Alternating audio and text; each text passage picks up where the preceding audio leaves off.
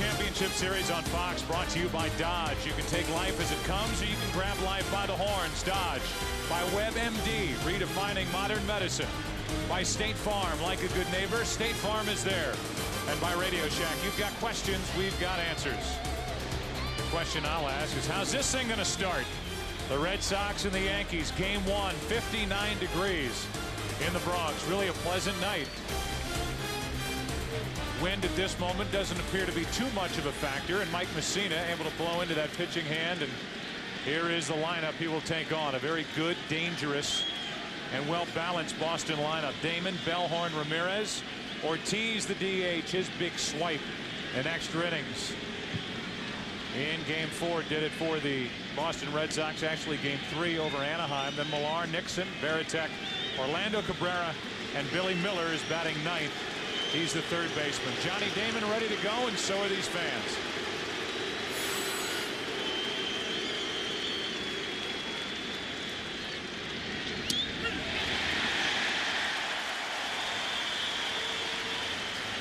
Johnny Damon just as important to the Boston offense as Derek Jeter is to the Yankees. And he has had a terrific postseason to this point, 7 out of 15. The 0-1. 0-2.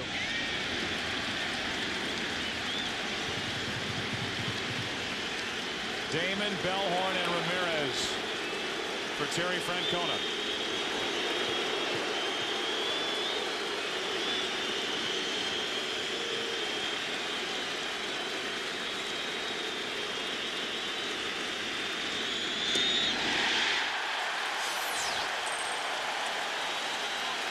Three pitches, 1 out, as Messina makes another game 1 start for the Yankees.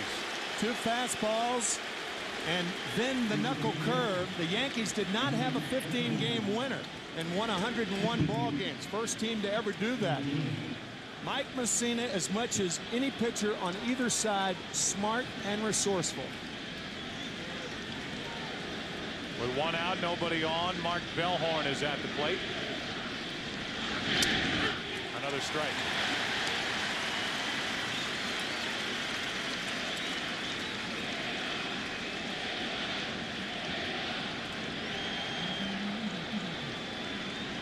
Bellhorn only 1 for 11 in the division series. Checks his swing. 1 ball, 1 strike.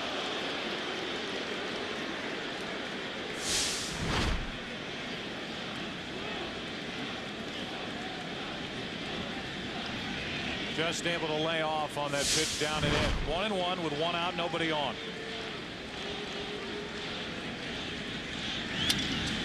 On a line into center, Bernie Williams has it, 2 out.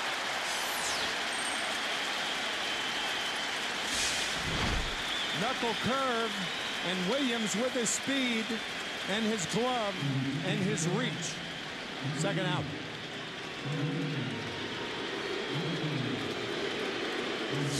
And with 2 out, nobody on, Manny Ramirez walks in. Baseball fans grab a cold, fresh Budweiser. It's game time. Here is Manny Ramirez, and you wonder, Al, how Mike Messina will try and go after Manny Ramirez. Well, his batting average is low, but he's got him for 7 home runs. That's including regular season, career, and postseason. So Ramirez has been able to hit the long ball off Messina, and he was up there ready to rip.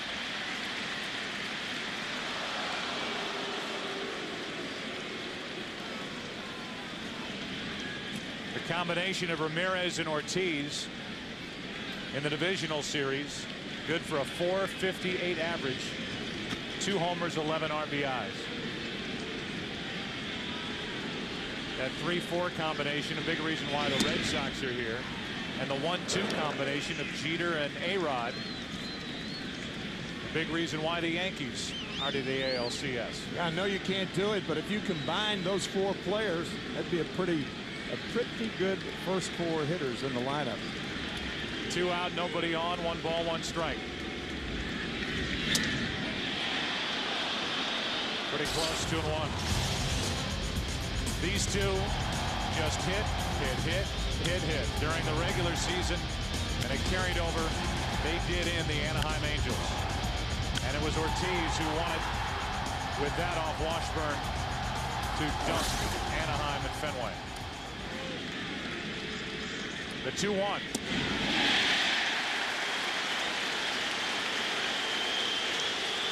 That was a nasty slider off the plate away.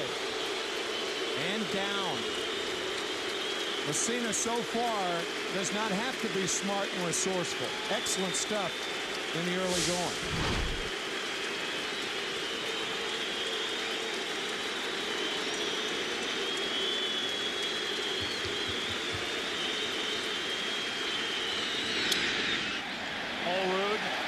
Messina and over. Schilling's turn. First inning, game 1. The League Championship Series on Fox, brought to you by GMC. We are professional grade. By AT&T Wireless. Experience GSM America. It's our best network ever. And by Midas. Trust the Midas touch.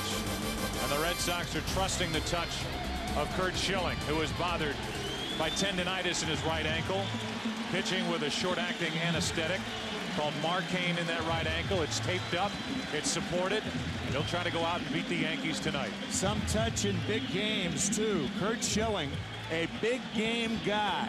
He has certainly earned his shillings, high fastballs and low splitters. As a hitter, you feel like a bobblehead doll with the head going up and down and up and down. Jeter first up. Then A-Rod in Sheffield.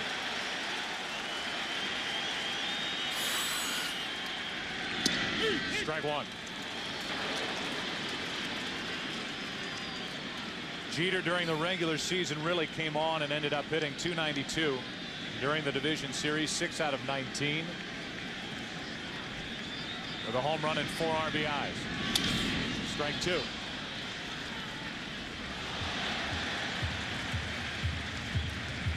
Jeter, one guy who has not handled Curt Schilling well, only 3 for 21 in his career. An outstanding 2-strike hitter, apt to go to right field with 2 strikes on him. How will Schilling try and get him with an 0-2 count? Reaching for it into right center field. Nixon, Damon, Nixon, 1 out. Take a look at the rest of the Yankee lineup. Nice running grab by Trot Nixon to start the night defensively.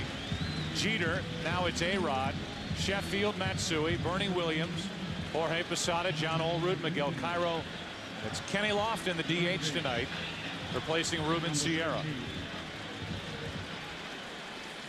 See the numbers for Alex Rodriguez, who digs his way in here. He really stepped up, and Joe Torre saw a different look in his eye in the division series after coming on late in the regular season.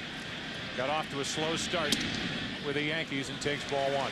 Stepped up and stepped over, too. Steal of third base and then scoring on the wild pitch to give the Yankees the division series against the Twins.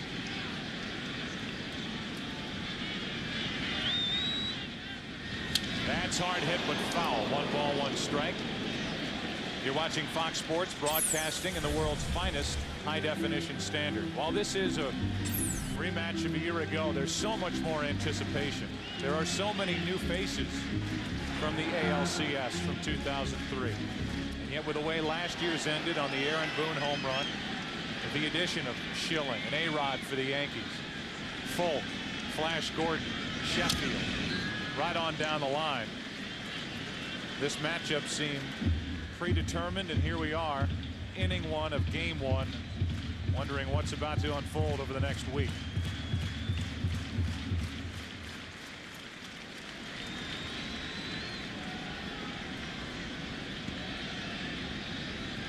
Rodriguez, then Sheffield.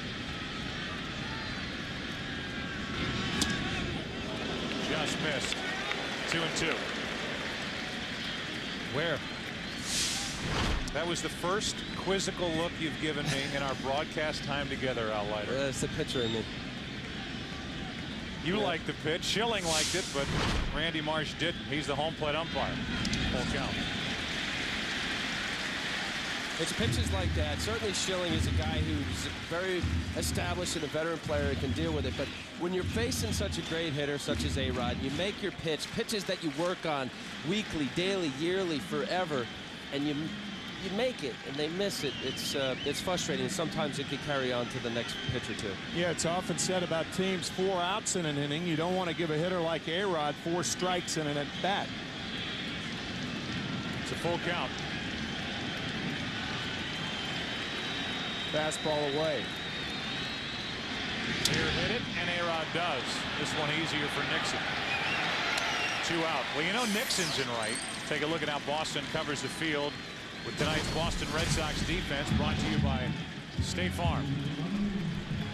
Ramirez, Damon, and Nixon in the outfield with Miller at third.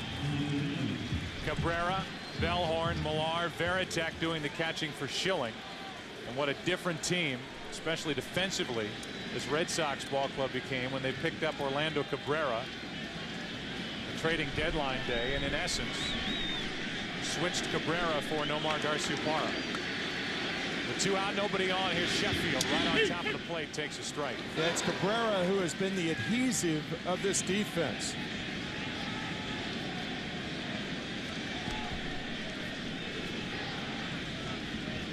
Is there any more intimidating presence on top of the plate anymore than Gary Sheffield?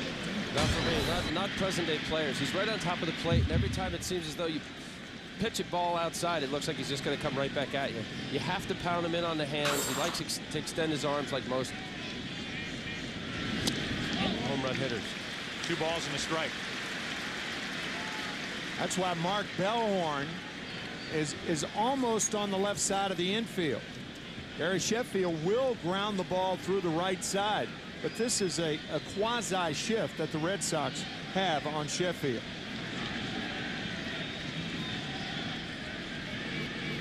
All that wiggling will make a guy tired if somebody doesn't want to pitch it, so Sheffield steps out. He does that as a timing device to stay back on breaking balls. He's up on the count, 3-1. Sheffield getting his first taste of this rivalry in the postseason. Looking forward to these games with the rest of us. 3-1 pitch. Hook down the line, fair into the corner. Sheffield will start this ALCS with a double. 2 out. First inning double. Not a bad start for Sheffield. We said because of the waggle, he stays back on breaking balls. This is a hanging slider and a tracer down the left field line. You can see that slider spin. Not a good pitch from Schilling, but a slider and a fastball count. That's right, which 3-1 count for Schilling, very well aware of Sheffield's capability with off-speed, up-out over the plate, but in a 3-1 count, in most instances early in the game, he's thinking Sheffield's looking fastball. He's got a freebie strike to get to 3-2. He didn't get it. Now it's Matsui. Runner at second, 2 out. Yankees could take the lead with a hit. Fastball for a strike. Hideki Matsui has slipped right into the cleanup role for Joe Torre, and he often gets overlooked. Look at the numbers he put up this season against the Red Sox. 361 average, the 18 RBIs, 18 of his 108.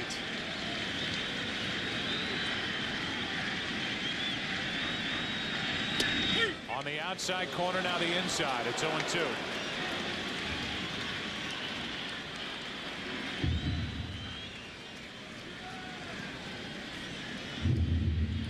Schilling is retying the shoelace on that right shoe. A heavily taped right ankle. They've been toying with putting a metal rod in there for extra stability. He has that short-acting anesthetic, Marcaine, shot into that ankle to try to numb the pain, really, and that's really what it is. It's not a cortisone shot, but it's something that should wear off by the end of the night. Here's how he aggravated it late in the division series, game 1 out in Anaheim.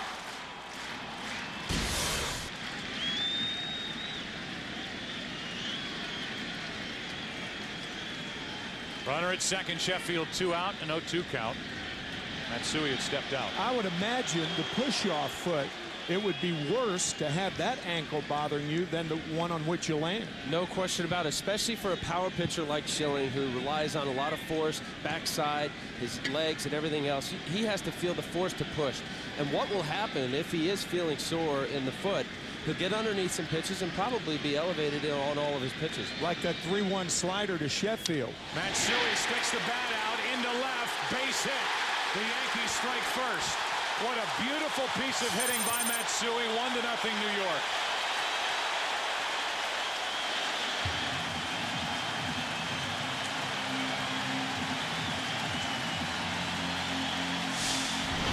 Anytime you have an injury, such as maybe as minute as an ankle, you want to make sure that you still have the same delivery.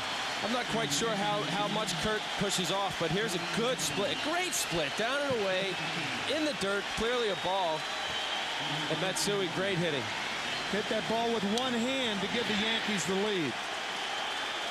Matsui continues to kill the Red Sox.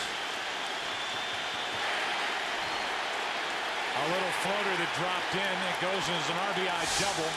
And now Bernie Williams grounds it through the right side. Matsui coming home. 2-0 New York.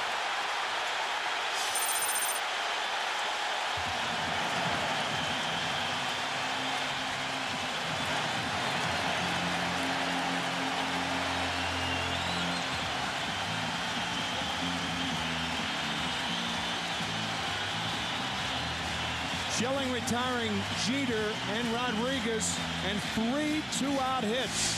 A double by Sheffield, a double by Matsui, and an RBI single by Bernie Williams. Bam, bam, bam. 2-0 Yankees.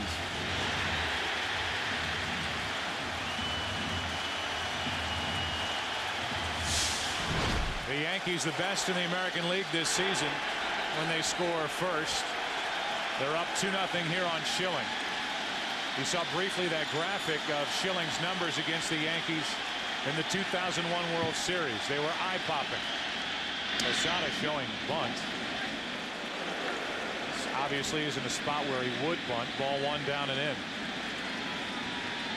The only mitigating circumstance in that is you wonder how well Schilling would bounce off the mound if the Yankees were to lay one down, but they want Posada to swing the bat. Right.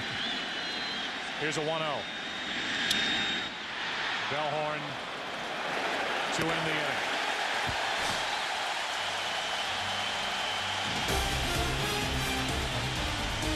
Two-0 Yankees after 1. Curt Schilling takes a seat in the dugout. He gave up 2 runs in the first inning. And Mike Messina back to work. He had a perfect first inning. And the Red Sox, who are actually favored in this series, trail 2-0 after 1. It's Ortiz, Millar, and then Nixon.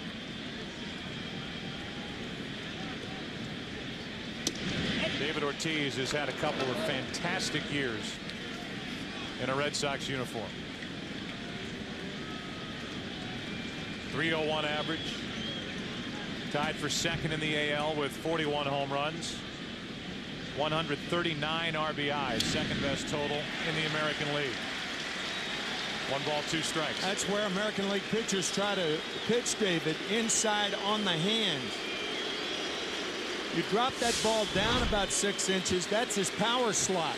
But if you go inside, you want to stay on the hands. Messina has controlled David Ortiz, who is a career .069 hitter against the Yankee right-hander. The 1-2. 2-2. You're right, Timmy, and it makes sense for Ortiz to have 2 great years in Boston. You have Fenway Park with the Green Monster, very shallow. He's a guy who wants the ball out over, but he doesn't hook and pull. He stays on the ball and goes to left field like he did with the game-winning home run against Anaheim. You got to stay inside on him. The 2-2. Just got a piece. That's one of the things they used to say about Mo Vaughn in a Boston Red Sox uniform, a guy who was a left-handed batter, but loved to pound that Green Monster.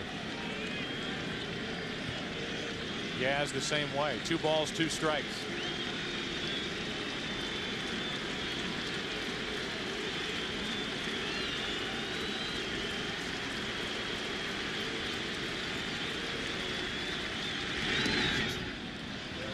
Now full count. There are several traits about a guy like David Ortiz, who's a good low ball hitter, which means he's a good off-speed hitter, but it also means that you can pitch him tight. Guys who like the ball down are not as inclined to get around on the ball inside as high ball hitters. Ortiz chops it to the right side. Olrud, Messina. They've worked on that since the middle of February. Whether it's Olrud and Messina or any first baseman and pitcher combination across baseball. We look at the defense for the New York Yankees. See how they cover the field. It's brought to you by State Farm. Matsui, Williams, Sheffield, Rodriguez, Jeter. See what he's done in his career in ALCS play. Cairo, Olrud with Posada catching Messina. 4 have been to the plate, 4 have been retired. Here's Millar.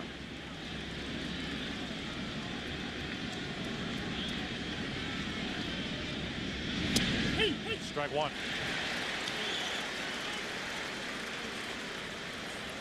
Millar has feasted on Yankee pitching. Last 8 games against the Yankees, hitting .500, 13 out of 26 with 4 home runs. The 0-1. Left side from the hole. It's Jeter. Long throw. Nothing to it. 2 out.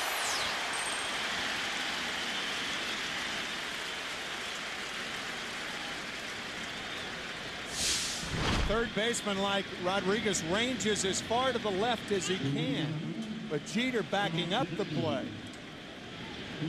A-Rod just keeps right on going to clear the pad for Jeter. Relatively easy play. It's good to see Jeter finally not look nervous in the postseason.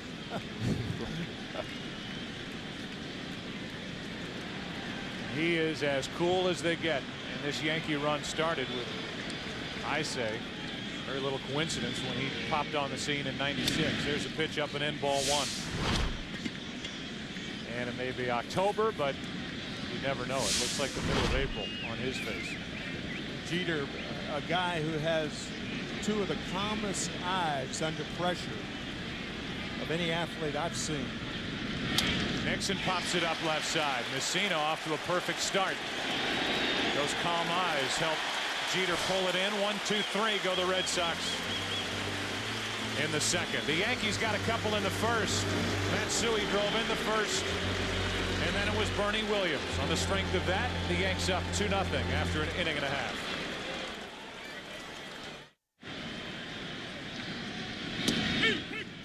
John Olrud starts it for New York. Bottom of the second. 2-0 Yankees on top. Cairo and Lofton will follow against Curt Schilling.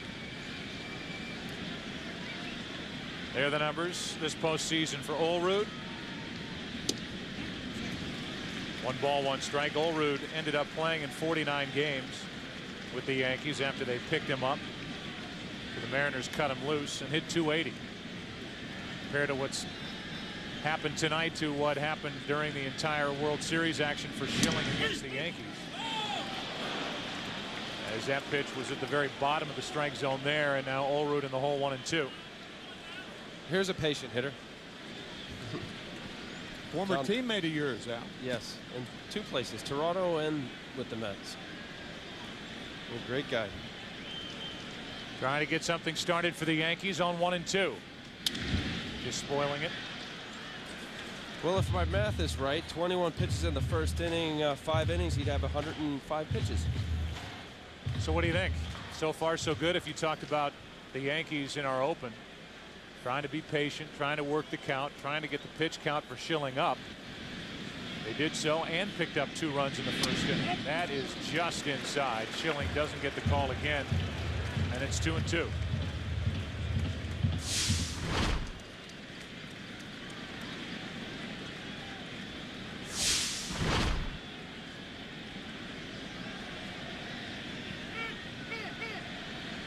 Okay, the key hit in that first inning is that double by Matsui. You can't hit that pitch. You're not supposed to hit that pitch for a hit unless you flare it somewhere. You cannot put the good part of the bat on the ball, but somehow he did.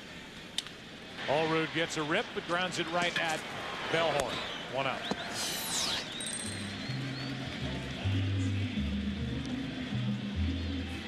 With 1 out, nobody on. Cairo. Miguel Cairo, his numbers against Minnesota, but his last 33 games is hitting .330. Lofton to follow. The Red Sox plan on using 4 starters in this ALCS against the Yankees. That means that Schilling is slated for games 1 and 5. Then he'd be hanging around if needed. This thing were to go 7. That's Ramirez to his right, 2 out. As opposed to what the Diamondbacks did in the 2001 World Series, where they had to bring Schilling back 2 times on short rest. With 2 out, the base is empty. Here's Lofton. There are just some pitches that are thrown by pitchers that are designed to get a guy out, and that's one of them right there. I mean, that's an extraordinary job of hitting by Hideki Matsui. Or just really lucky. You know why I think it's more than luck? He hit the ball hard. That wasn't a flare. That wasn't off the end of the bat or off the handle. First pitch is strike to Lofton, who's in the lineup tonight because of a little 7 for 23 against Schilling. No, don't punch me. That's strike 2. Don't fear McCarver. No. Come on. Lofton getting the start as the DH. Sierra, who was one of the heroes in their clincher, game 4 of the division series against Minnesota, is on the bench. Here's the 0-2. They wanted it high. Varitek got it high from Schilling, and goodbye to Lofton. After 2 at Yankee Stadium, Red Sox will come to the plate, trailing by 2. Mike Messina has been perfect through 2. Varitek, Cabrera, and Bill Miller, the bottom 3 in the lineup for the Red Sox. Don't be fooled by the fact that they're the bottom 3 in this lineup. It is tough top to bottom for Boston. And the first pitch is a strike to Varitek. There are his numbers during the postseason, and here's a guy who did not have a hit at Yankee Stadium all season. 0 for 34. 18 strikeouts along the way. 1 ball, 1 strike. And this is a guy, Al, that Tim and I have remarked over the past couple of years any team would love to have. A switch hitting catcher, a leader, an absolute rock behind the plate. And he is a guy who has had one big hit after another for the Red Sox in his time there. Who every pitcher on this staff appreciates and cares about so much. I was talking with Dave Wallace, the pitching coach for the Red Sox, and saying he takes every pitch and scout a report, sits down with the pitchers and realizes, hey, we're in this together. I'm going to call a good game. Let's execute. 3 balls and a strike from Messina. And every pitcher, that's all you could ask for, is for a catcher who really gets into understanding that if you're not going to get hits, contribute behind the plate. He was right in the middle of 2 bench clearing brawls between these 2 teams this season as he floats one into left for out number 1. And with 1 out, Varitek heads back to the dugout. The number 8 hitter Cabrera will come to the plate. Throughout the league championship series, we're going to identify a key matchup in the game and determine who holds the direct TV advantage. We compare the last 2 years of the Yankees and the Red Sox. They've met 45 times, and you see how evenly split those games are. 23-22 Red Sox. But the Red Sox and their fans couldn't care less about that top figure. All they are hung up on, and with good reason, is 4 wins for the Yankees, 3 wins for the Red Sox in last year's ALCS. Here's Cabrera. Takes a strike.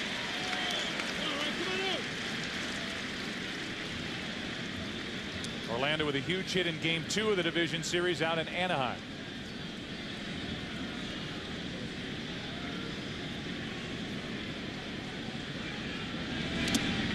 One ball, 1 strike.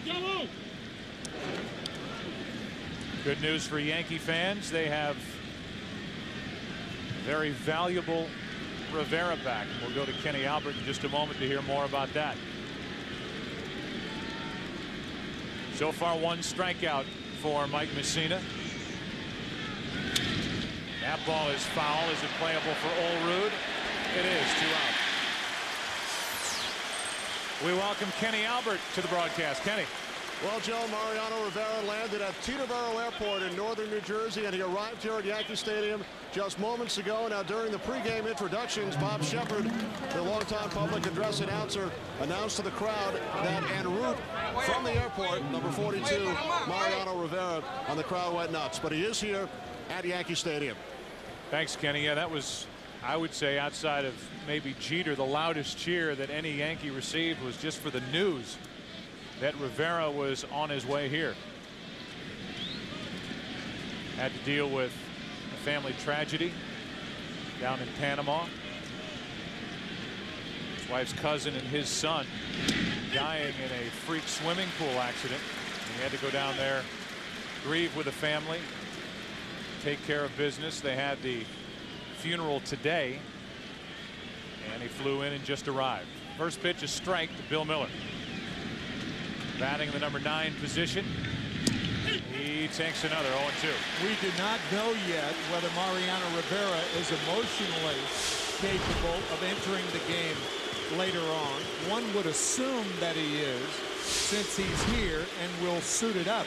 But if Messina keeps throwing like he's been throwing, the Yankees aren't going to need a short reliever. Ball 1 up and away. Messina has made 4 Game 1 starts with the Yankees. And so far, he's 0-4. And that includes a tough luck loss to Minnesota Game 1 of the division series a week ago. Miller pops it up. Can't do any better than Messina the first 3 innings. Jeter.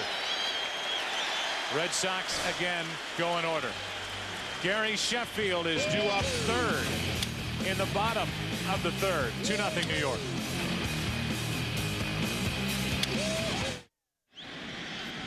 Top of the order for the Yankees, Jeter, Rodriguez, and Sheffield. Derek Jeter flying to right his first time up. Schilling got into first inning 2-out trouble. Sheffield doubled. Matsui doubled on a nasty pitch. And then Bernie Williams drove home Matsui. Those are the only runs so far tonight. Ball 1 to Jeter. The Yankees have lost Game 1 of their last 4 postseason series. Lead here tonight, 2-0. Into center, a leadoff hit for Jeter.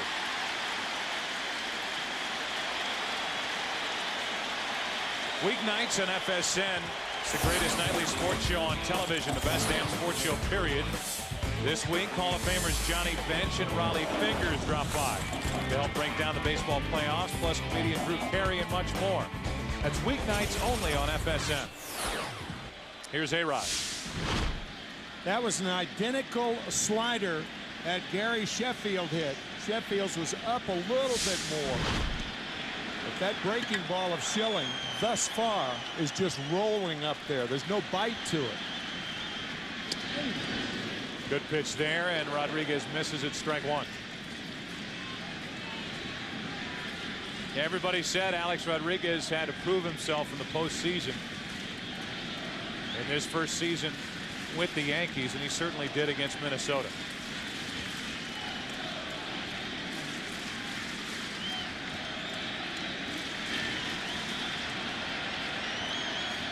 Jeter on to start the inning. Rodriguez plunks one to the left side in the hole. Cabrera throws across. Too late. Infield hit. 2 on, nobody out.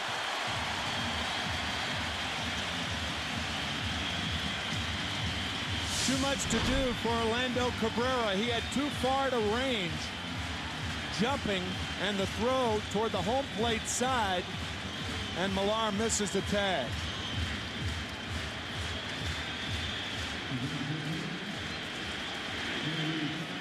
So an infield hit for Rodriguez, and that brings Gary Sheffield to the plate with 2 on and nobody out.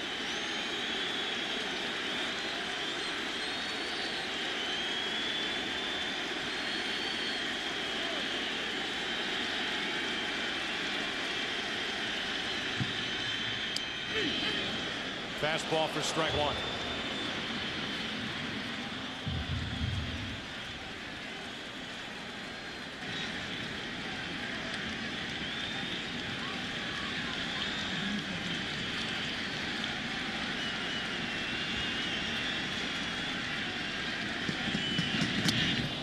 One ball, one strike. And you can see, Al, a lot of what you talked about earlier with Schilling, who's got to be bothered by that right ankle, not able to drive, and a lot of these pitches are staying up. Although they said his ankle has been bothering him for the most part of the season, so I don't want to use it as an excuse or anything like that, but I think it's been bothering him for a while. A 1-1. Up again, it's 2-1.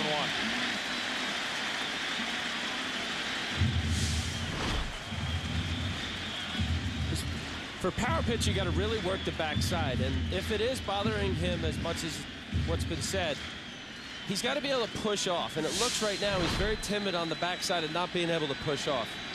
And for Schilling, he's got to have his backside. He's got to use his legs better than what that was shown. 2 balls and a strike on Sheffield. Schilling in third inning trouble, falls further behind. Which would probably explain Curt Schilling gets right-handed batters 60% of the time he throws fastballs, 20% of the time he uses his split, 7% of his slider and curve. And my point is that if he's using his curveball and slider more often than his split, he's either not feeling comfortable or something is wrong. Behind on the count to Sheffield, 3-1. And that's a strike on the outside corner. Full count. Sheffield thought that ball may have been outside. You can see Varitek setting up over the middle of the plate. A lot of times when a catcher has to move like that, hitters can see that. But he was setting up inside. That pitch was a strike. Send the runners here. They're going. Sheffield hits it down the left field line. Into the corner. Ramirez gives it a look. And it's a foul ball. Short of that 318 mark and just out of the reach of Manny Ramirez. But the runners are going here. As Joe Torre starts the runners, if you're Boston and you're Schilling, you have to hope for a strike him out, throw him out chance here. This is a golden opportunity for the Yankees. The best of all worlds would be a line drive at an infielder. They're going again. Sheffield walks.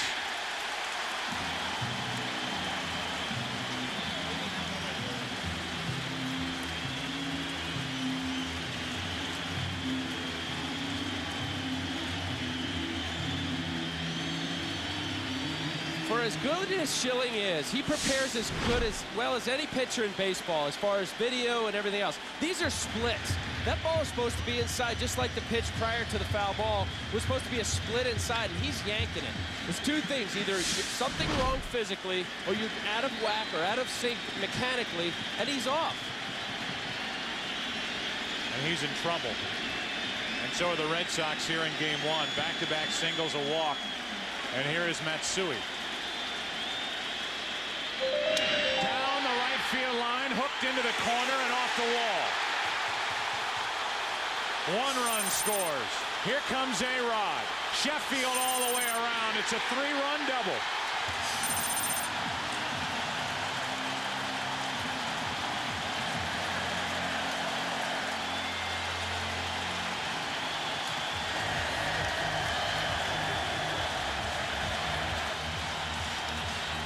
Bedlam in the Bronx.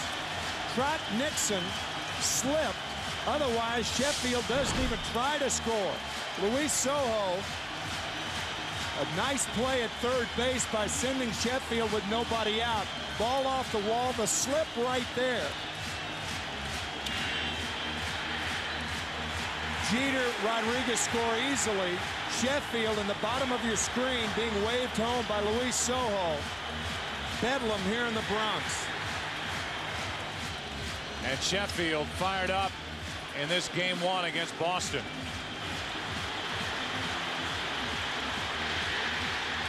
That was a backdoor cutter that Schilling missed by 2 feet. But Matsui didn't. Still nobody out. Matsui at second and Bernie Williams at the plate.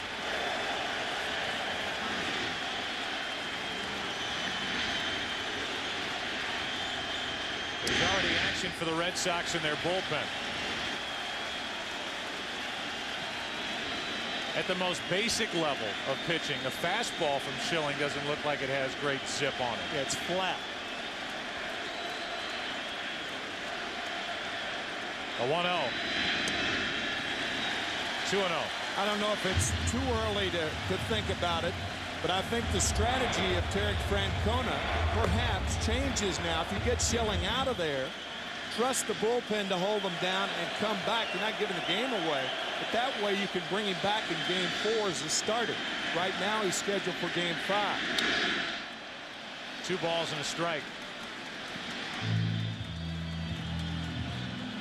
But if the ankle is bothering him, or if there is something physically wrong to the point that Schilling is pitching the way he is here in game 1, how anxious are you to get him back on the mound for game 4? I'm very anxious, and I'll take my chances. 2 balls and a strike with a runner at second, nobody out.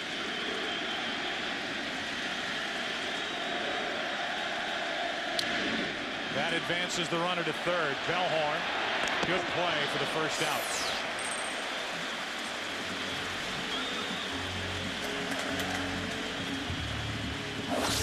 We take a look at Curt Schilling previously in the postseason, whether it's been the Philadelphia Phillies, great year with the Arizona Diamondbacks, or even what he did in game 1 of the division series against Anaheim. He has been a warrior. He has been a horse, and tonight he has been hittable and behind a lot of hitters. Runner at third, 1 out, and the infield has to come in. Posada at the plate.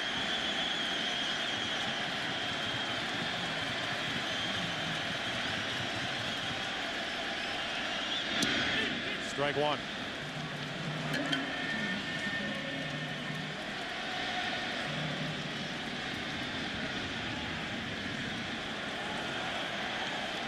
Lynn Jones moves the outfielders around, trying to get Manny Ramirez's attention.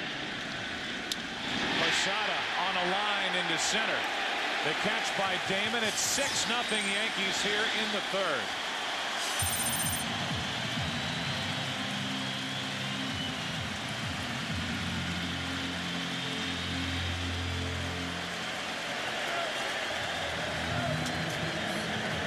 With the bases empty, 2 out, Olerud will be the hitter. The first 4 reach, and all 4 have come around to score.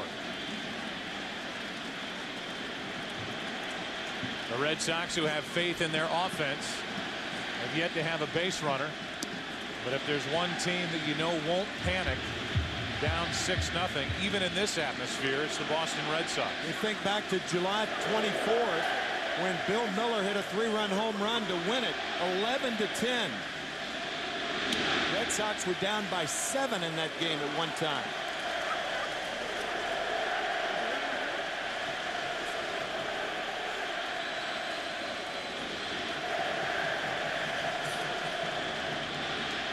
Here's a 2-0.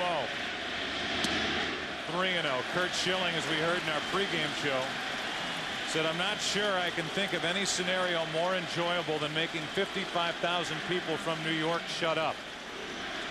Not tonight. Here's a 3-0. A 2-out walk. Second walk of the inning and of the evening for Schilling. I think you get him out of there if you're Terry Francona. Maybe allow him to pitch to Miguel Cairo. Lofton on deck, the left-handed hitter. If you don't get him out of there, I think you're thinking about getting him out of there. Maybe one more hitter.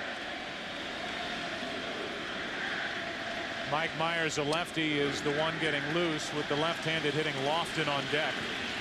So you would figure this would be it either way. 1 ball, no strikes on Cairo.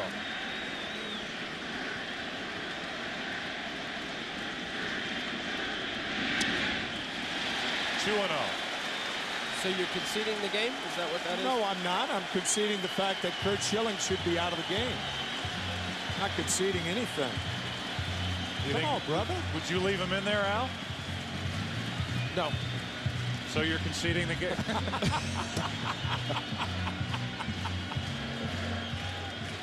2-0 is the count on Cairo.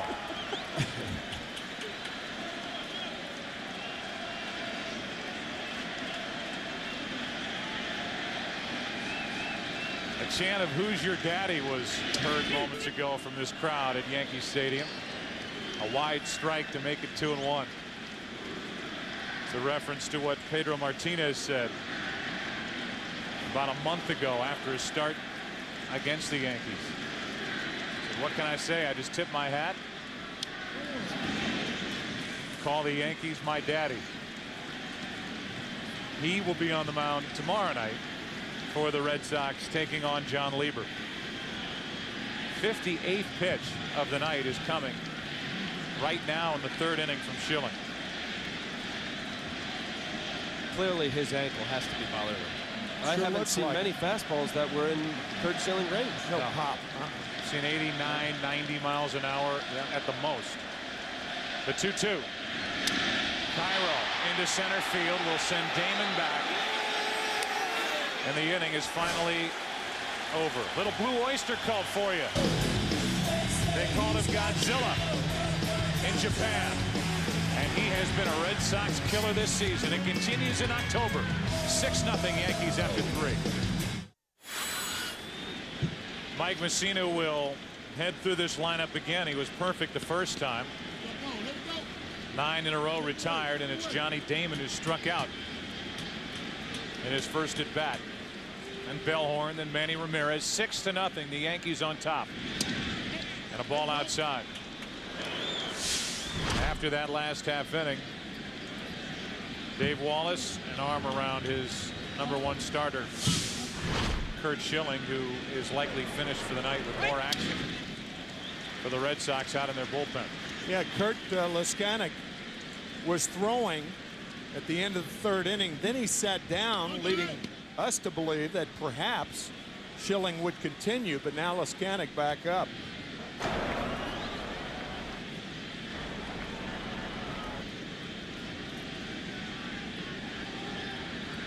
Damon trying to become the first base runner of the night for the Red Sox in the hole 1 and 2. If you haven't noticed, Johnny Damon has solidified his spot as one of the best leadoff hitters in the game. How about 94 RBIs? He had 20 home runs, had an average over 300, and was 6th in the American League with 189 hits. Also stole 19 bases. 2 and 2. Thing that makes him such a tough out is, unlike most hitters with 2 strikes, Damon is a threat. Half of those 189 hits were with 2 strikes on him.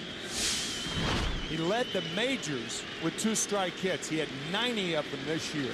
Trying to get one here, and he is able to wait and lay off that pitch. Full count. This season, Johnny Damon has accomplished all of this.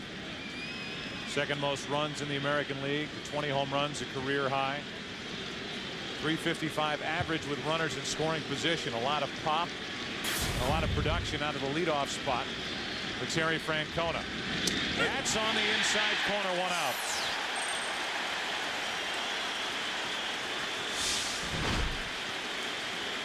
You got a 6-run lead and can thread the needle like that. That's doing something.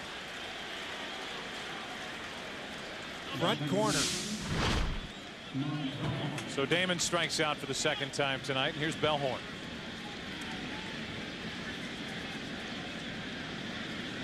Bellhorn hit it rather hard in the 1st inning, but lined out to Bernie Williams in center.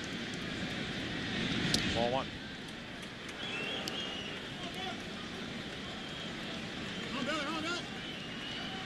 Mike Mussina in his 4th year with the Yankees. The timing has been such that Mussina is still searching for his first ring. And there's no doubt that he is the guy this season in the rotation for the Yankees. This postseason, he does not have the backup that he had last year with Wells.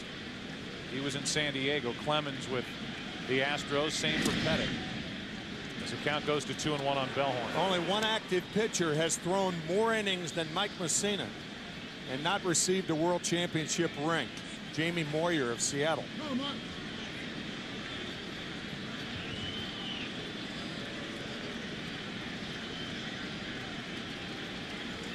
With one out, a 2-1 pitch to Bellhorn.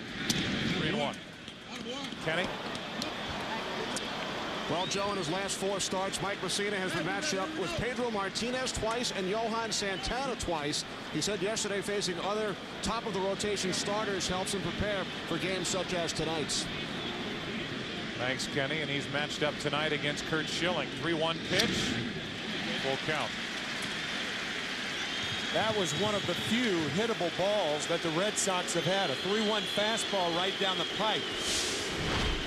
Well, the score has a lot to do with that. The 3-1 count, he's not trying to walk him. He's going to go outer half, though, like he did. Perhaps Bellhorn missed it. But the most difficult thing in a disparity of a 6-0 game like this is that Mussina or whoever's on the low end of it has to continue to pitch. That's on the outside corner. Back-to-back called third strikes with Damon and Bellhorn. The League Championship Series on Fox brought to you by Budweiser. Grab a cold, fresh Budweiser. It's game time. Went inside to Damon and away to Bellhorn. 2 out.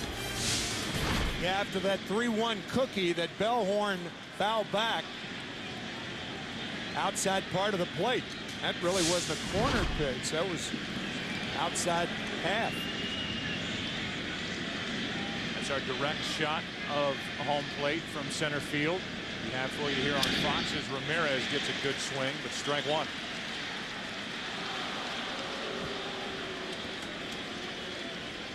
Generally speaking, if your team trails by 6 or 7 runs in the middle innings, it's easier to hit because more pitches become predictable.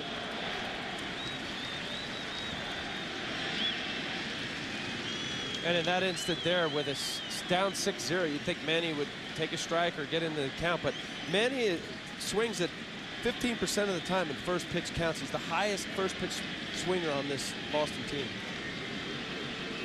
Even with the score 6-0, and he almost walked right into that pitch. He didn't go. Says Jeff Nelson, the first base umpire, and the count evens at 1-1.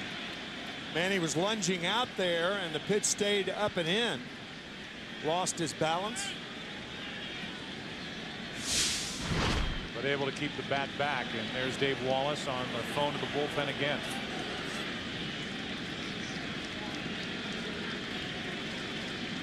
Here's a 1-1 on the outside corner, 1-2.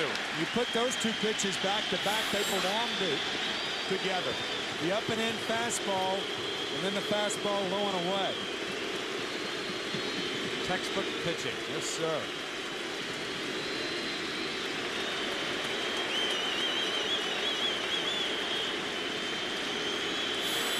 Trying to strike out the side is Messina here in the 4th, and he does.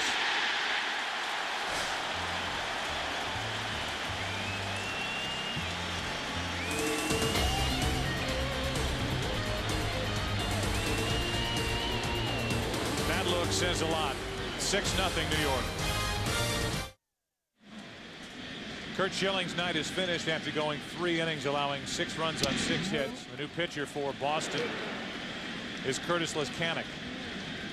Leskanic takes over and deals with Lofton, then Jeter, then Rodriguez. That's wide, 2-0. Leskanic part of a deep bullpen for the Red Sox. They have Wakefield down there if they need him. Derek Lowe, Mendoza, who they added for this round. 3-0 on Lofton. They also have Arroyo down there. In the right situation, they bring him in. And you look at the final numbers for Curt Schilling, and there's no doubt that that right ankle was bothering him. Shortest postseason outing ever for Curt Schilling. And the Yankees lead 6-0. Here's a 3-1. Full count. The rotation set for the Red Sox is Pedro Martinez tomorrow, Brandon Arroyo for game 3, and then Tim Wakefield for game 4. But because of the early exit, the Red Sox do have the luxury, if you will, bringing back Schilling for game 4 and keeping Wakefield in the bullpen. I don't know whether they'll do that, but now this short outing, I mean, you're trying to guess see whether the glass is half full instead of half empty. 3 balls, 2 strikes on Lofton.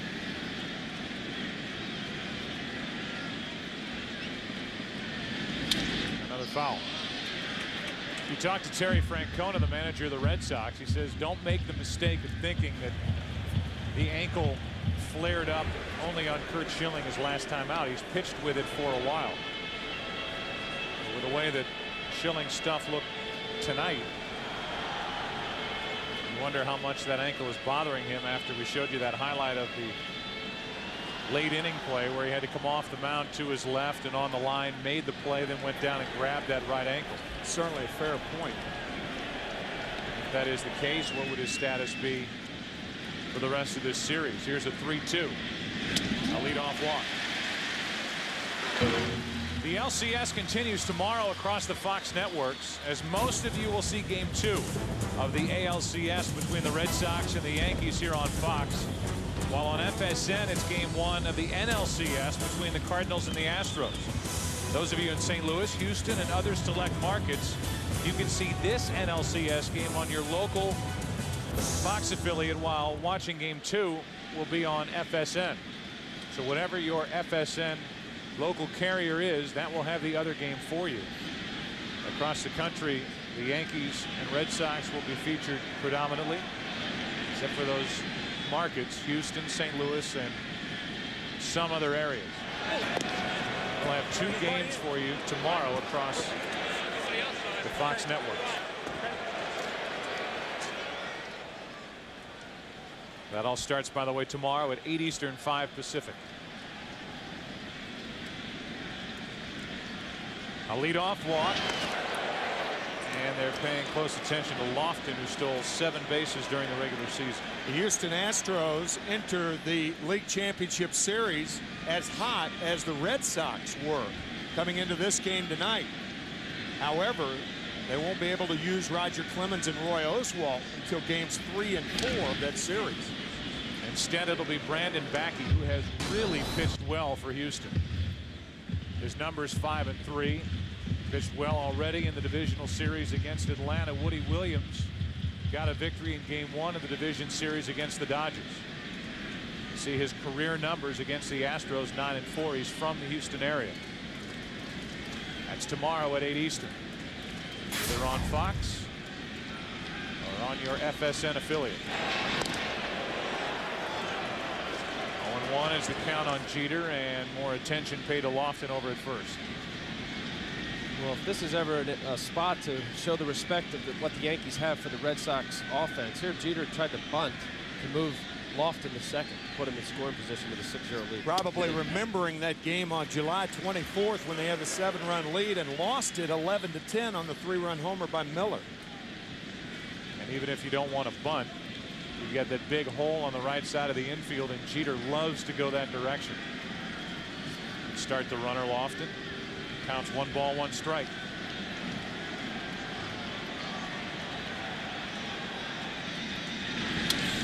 Strike 2 on Jeter.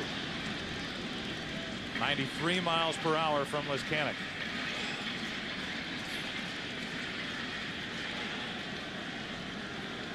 Whitey Herzog, the ex-manager of the St. Louis Cardinals, said once when I think Lee Elia, who was managing the Cubs at the time, said Whitey was running when he was way ahead. He said, I wouldn't send them if you promised not to score anymore. That was Roger Craig of the Giants. Was it Roger of the Giants? Jeter checks it 2-2. I'll stop running as long as you promise not to score anymore. And a lot of those old unwritten rules have been thrown right out the window with the offensive explosion that has hit baseball over the last 10-15 years. 2 balls, 2 strikes. Lofton drew a leadoff walk. Leskanic deals to Jeter, and that almost caught Jeter on the thigh. Full count. Derek just out of the way, and I would imagine Joe Torre will send Lofton here. Again, the Yankees with a 6-run lead, but we're only in the 4th inning. Boston on the other side of it has yet to get a man on base against Messina. Kenny Lofton looking at first base coach Roy White to catch the wink. He's going on ball 4, so Leskanic has come out of the bullpen and walked the first 2. What that means is if you're the runner on at first base and you're unsure whether you're going or not, just peek over the first baseman's shoulder and the first base coach will give you a wink. 2 eyes hit and run, 1 eye you're going. Of course there, 3-2 pitch, and you could clearly see Lofton flashing those bulbs toward Roy White, and Roy obviously winked at it.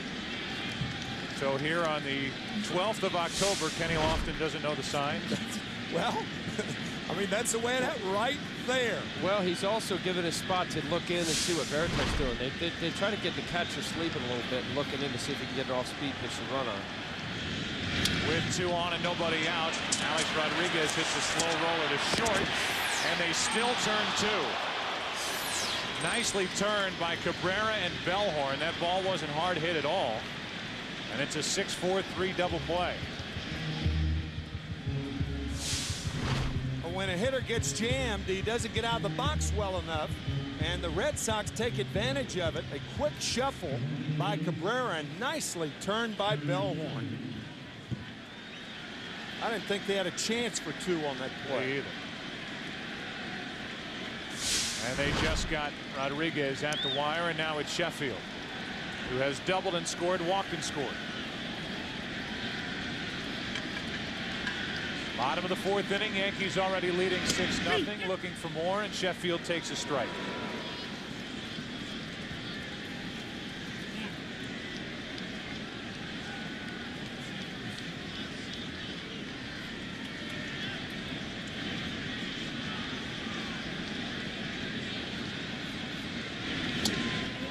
One ball, 1 strike. Sure, Leskanic, this was the furthest thing from his mind, thinking he was going to come into the game in the 4th inning with Schilling on the mound in game 1. And here he is trying to pitch around back-to-back walks to start this 4th. Sheffield tried to hold up, could not. 1-2.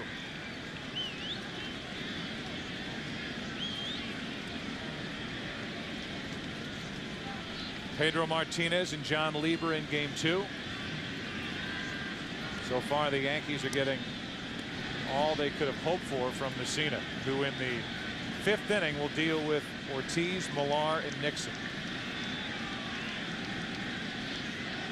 A 1-2 on his hands. That swing right there was one of those hit it before it hits you. But it's an indication of how quickly Gary Sheffield can spin on that ball inside.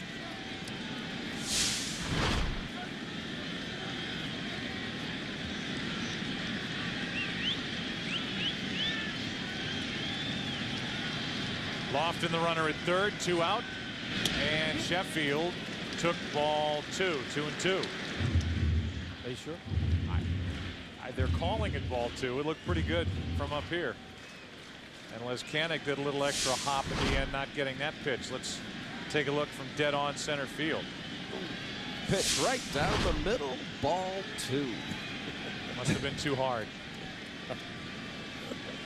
2 balls, 2 strikes.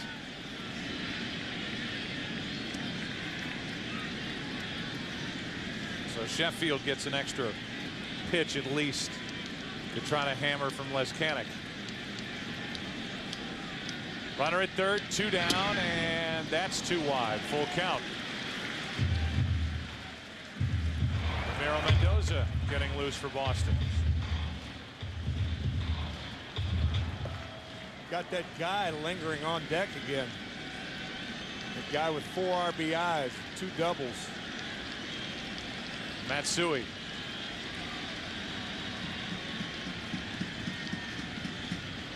The Yankees are obviously without Giambi. Not on the roster for the division series or for the LCS. The Yankees move on. Don't expect him to be on the active roster for the World Series either. Matsui has been cleaning up. Sheffield strikes out, and that'll do it. Les Canning gets around the 2 walks. 6-0. Back after this from your local Fox station. First pitch is in for a strike to David Ortiz. So far, no base runners for the Red Sox. And Messina along the way has made some perfect deliveries. Over the inside part, of the outside part, changing speeds, controlling his breaking ball, a good zip on his fastball. He's 1-1 on Ortiz, who grounded out to the right side his first time up. And one of those keys, Joe, to get 3 Red Sox in a row at the top of the order, taking a called third strike. Damon, Bellhorn, Ramirez.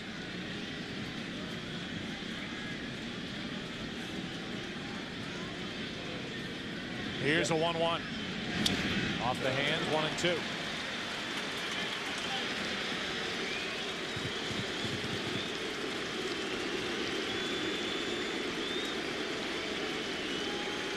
More moose calls for Mike Messina here in the 5th. Messina so far has made it look very easy against a very dangerous Red Sox lineup. Ortiz vulnerable inside right now. Best time to jam a hitters with 2 strikes.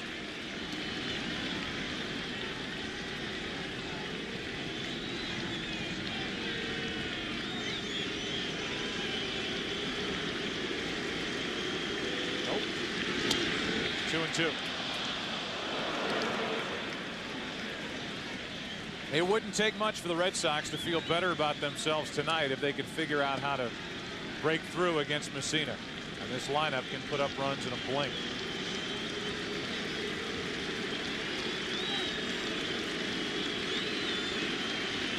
Messina making Ortiz wait, and David has waited long enough.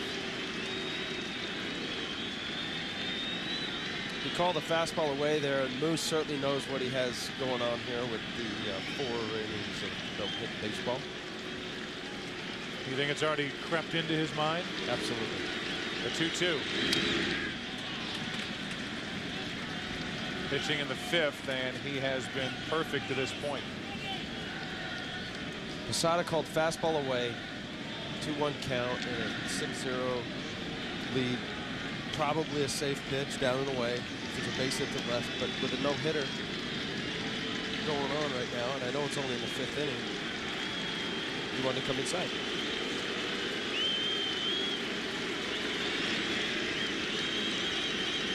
Knuckle curve again. On 2-2. Ortiz takes ball 3.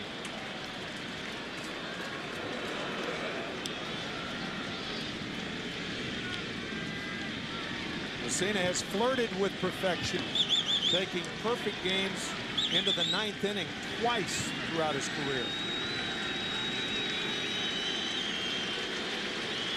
Fastball inside. On 3-2. 4 consecutive strikeouts. And it has been as easy as ABC for Mike Messina. It's easy as 1, 2, 3. I say let's go, bring me ABC. 1, 2, 3, baby, you are the 3 called third strikes in the 4th inning. 5 strikeouts overall. He's established his fastball. He's thrown his knuckle curve for called strikes, and then he's able to expand. And that's exactly what he's been doing. Now it's Millar at the plate. There's another pitch on the corner, this time the inside corner to Kevin Millar.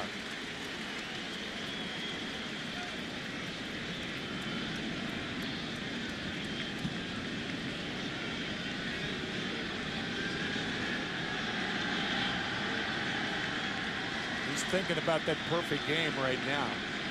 You're right, Al. It's 0-2. He has really taken charge in the 5th inning, coming out and shaking off Posada at will. That's the way it should be. But Messina, very, very aggressive right now. He is pitching like it's a 1-0 game.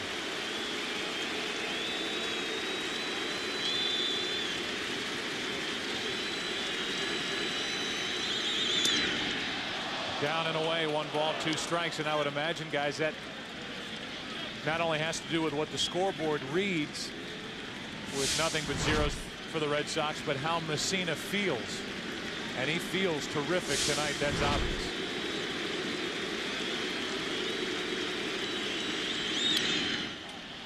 You feel much better with a 6-run lead. I would imagine. A little more relaxed on that 2-0 fastball latter half.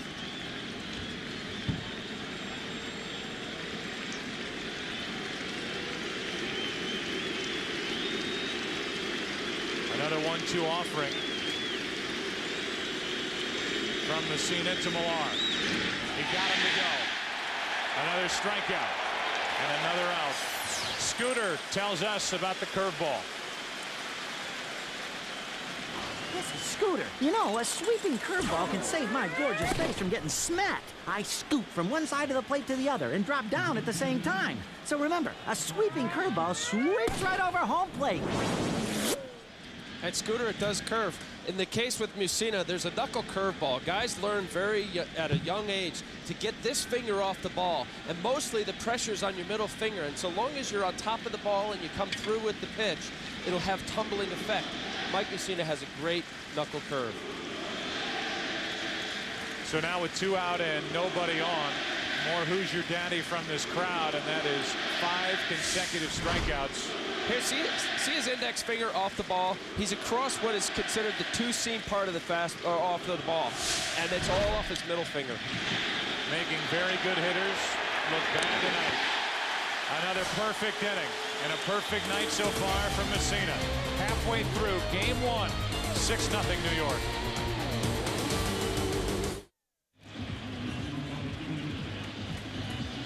Joe Torre, Willie Randolph, who, by the way, received permission, as did the Mets today, from the Yankees organization. And Willie Randolph talked to the New York Mets about their managerial position. Saw Brian Cashman before the game, and he granted permission. And Joe Torre and the Yankees have been talking about Willie Randolph deserving that opportunity, and hopefully for Willie that will come along. Bottom of the 5th inning. Hideki Matsui is at the plate, and he's driven home 4 runs tonight. Off the end of the bat, Ramirez back on the track. They're out number 1 with the new pitcher Mendoza in the middle of the diamond for the Red Sox, and that gets a smile and a sigh of relief from Ramirez. Ramiro Mendoza, a former Yankee. When you talk about being locked in at Matsui, he hit an unhittable pitch in the 1st inning. He hit a rocket that hit the wall to drive in 3 runs and clear the bases. And he hit that ball off the end of the bat to the wall. 3 great at bats by the former Japanese superstar Hideki Matsui.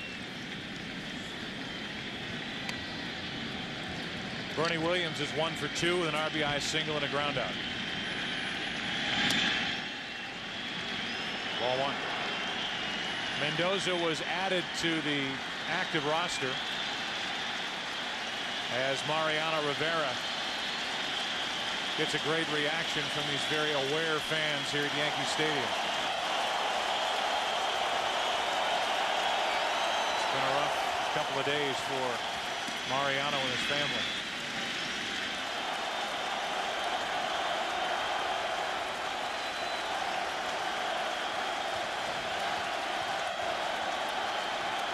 Bear hug from his setup right-hander, Tom Gordon.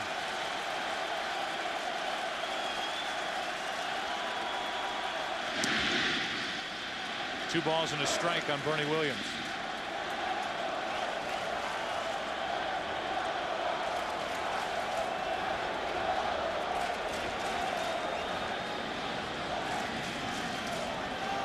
He just asked a question out in the bullpen, what's happened so far? There's a 2-run first and a 4-run third. Curt Schilling lasted only 3. Hideki Matsui has had a big night. Bernie Williams has one of the other 2 RBIs, Posada the other.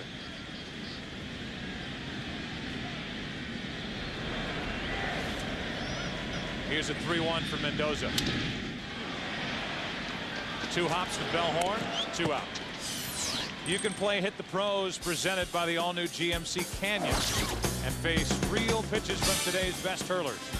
Log on to foxsports.com on MSN, keyword games. GMC, we are professional grade. Here's a little glass half full action for you, Tim and Al. Red Sox are going to get a chance to get some work for some of the relievers, whether it's Mendoza now or maybe Wakefield next. Wakefield hasn't pitched since the end of the regular season, and he's getting loose out of the bullpen after Schilling could last only 3. Posada hit on the foot or the lower leg, and he's on with 2 out. That was a breaking ball hitting Mendoza's former battery mate, Jorge Posada. I think it could point out, Joe, of course, Wakefield can actually hit his front foot. I think that what that points out is that Schilling could go in game 4, or Wakefield can. I mean, Wakefield can pitch every other day, throwing that knuckleball. So he's the most flexible guy on either staff. Terry Francona certainly realizes how important he's been for the Red Sox. Well, there's the obvious question that's hanging over the first 3 innings of this game. If you ask Curt Schilling how he feels, and if he would want the ball in game 4 and game 5, you know what the answer is before you ask. Of course, send me out there, Skip, I'm your guy. But the statistics and the facts of what happened in the first 3 innings and the evidence that he presented with the pitches that he threw up there, the kind of zip and the lack of control, and would tell you that maybe there's something more serious with that ankle than we were all led to believe going into this game, or that Schilling let on. So I think his status, whether they want to talk about it in those terms after tonight's game, is at this point very much up in the air the rest of this series. You can't just automatically say, well, sure, he'll take the ball in game 4 or 5 after what he presented here in game 1. As Olrud hits it off the end of the bat, and that baby's going to drop in. Everything going right for the Yankees tonight. Even Posada going first to third with 2 out.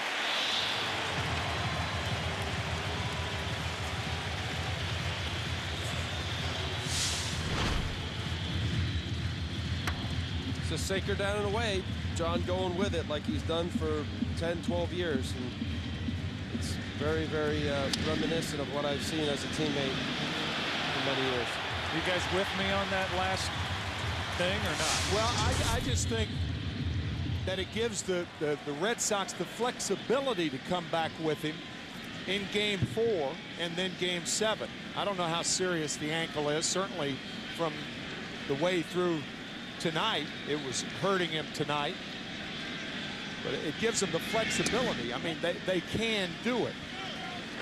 I mean, Curt Schilling, even though he didn't prove it tonight, at 85% is better than most guys at 100%. And he certainly didn't prove that tonight, but that's something I think the Red Sox have to determine over the next several days. 2-0 is the count. Well, I think the conversation is moot. Really, the answer needs to be as to what is wrong with him. Is he masking it? Is this shot really covering something that's much more serious? And I'm with you, Joe. If he's really bad and he's throwing 88-mile-an-hour fastballs for a guy who throws 95, is he really that helpful to come back in 3 days? I don't think so. 2 balls, no strikes, first and third, 2 out. Cairo, like he was trying to go the other way with a pitch out over the plate. It's 2-1. It's just going to be so difficult, I think, for the Red Sox to determine, because it's not a broken bone. It's a situation where he's trying to pitch with it. And in the end, it's going to be left up to Schilling. And the question, how do you feel? Can you pitch? And I think we all know what his answer would be, because of the kind of competitor he is and the kind of guy he has proven to be in the big leagues. Give me the ball. I want to go pitch, and I want to help my team win. Well, he beat the Angels in game 1, giving up 3 runs in 7 innings. I mean, you have to take that into consideration if you're going to take the game tonight into consideration. But he tweaked that ankle at the end of that outing. Right. And you wonder how severe that really was, reaching down and grabbing that ankle. And if that had a lingering effect into tonight, and if that will continue throughout this series. but he certainly didn't throw tonight in any way, shape, or form like he threw in Game 1 against Anaheim. No way. So the question is why, and if it's the ankle, then who knows where his position will be the rest of this series. 3 balls, 2 strikes, first and third, 2 out.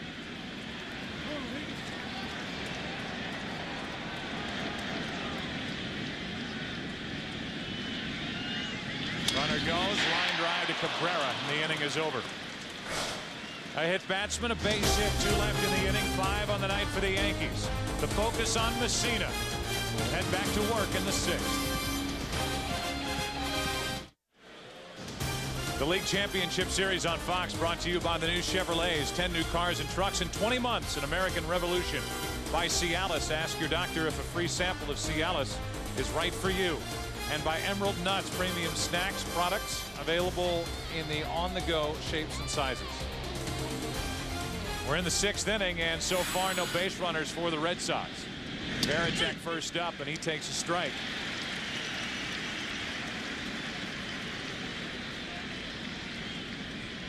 Varitek, Cabrera, and Miller, the bottom 3 in the lineup for Boston.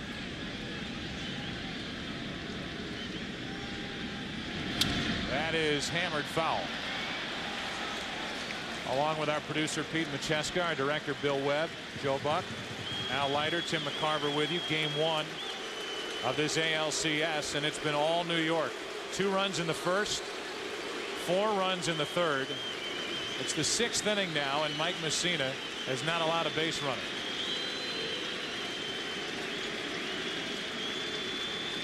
Varitek fly to left, his first time up. Ball 1. Talk about odds. Jason Varitek is 0 for 35 at Yankee Stadium this year, and Mike Messina has a perfect game in the 6th inning. He's also struck out 18 times here this year, and Messina has him set up at a ball and 2 strikes. Messina has struck out 6, including 5 in a row. Another. Varitek is gone, and that's strikeout number 7.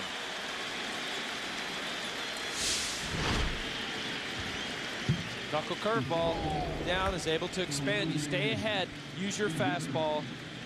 Like Tim said earlier with the scouting report, 4 corners with Messina's fastball. Now they have to be defensive, and in this case, how quickly this curveball is dropping. It's a defensive swing. Just like bingo. 4 corners from Messina, and bingo, he has pitched some game, I'll tell you. With 1 out and nobody on, here is Cabrera. That is wide for ball 1. When's the last time you played bingo? About 35 years ago. Congratulations. With the bases empty and 1 out, a 1-0 pitch. Orlando Cabrera takes wide again, 2-0.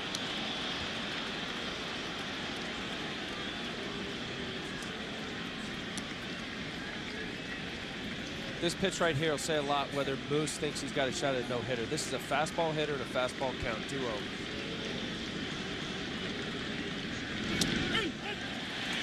2-1. It's interesting that Orlando Cabrera made the last out in the last perfect game pitched here at Yankee Stadium against David Cohn on July 19th, 1999. Here's a 2-1. Cabrera pops it into shallow right. Here comes Sheffield, 2 out. The near perfect game that Mike Messina pitched on September 2nd, 2001 at Fenway Park. Did he ever have it working that night? But it was the 27th batter in that game came up and spoiled it for Messina. And it was Messina after the fact who said he was very aware of the situation in the middle part of the game, and any pitcher who says he wasn't aware of throwing a no-hitter or a perfect game is lying. If he was aware then, he's very aware now too. Al, you threw a no-hitter in your career, and there's no doubt, I think you've been talking about it, it's been pretty obvious that Messina's zeroed in There's no doubt he is aware of what's going on around him. But what's nice about a game like this, it's similar to my no-hitter against Colorado when I was with the Marlins, because we won the game 11-0. So it was clear that I knew I had to continue to pitch, make pitches, throw backwards, fastball counts, throw curveballs, use my changeup in 11-0 game. And normally, if it wasn't a no-hitter, you'd be more apt to just throw fastballs and put the ball in play. You had a cushion with which to work, right? It's a 6-run cushion here from Messina, who's trying to go perfect through 6.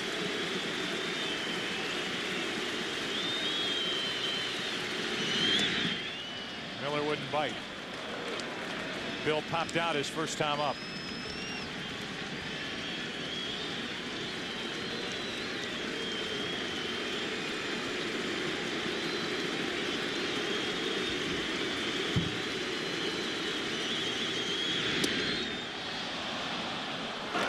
Full count.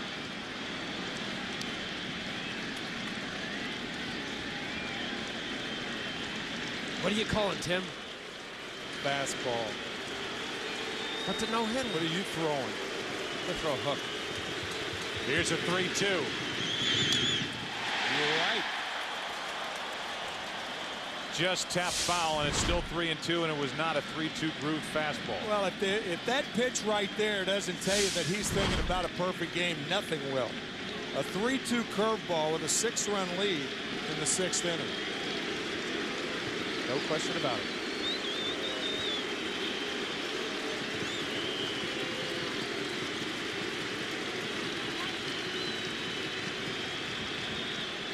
Seven strikeouts.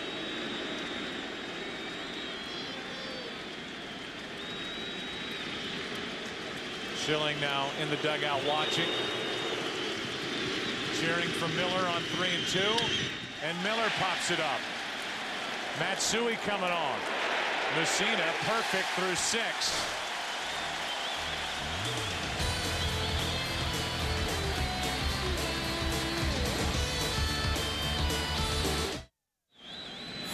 Fourth pitcher of the night for Boston, it's Tim Wakefield, the knuckleballer who right now is scheduled to start game 4, and he is working with a catcher in Jason Varitek, who doesn't typically catch him, rarely catches him. His usual battery mate is Doug Mirabelli. Hey, it's terrifying too.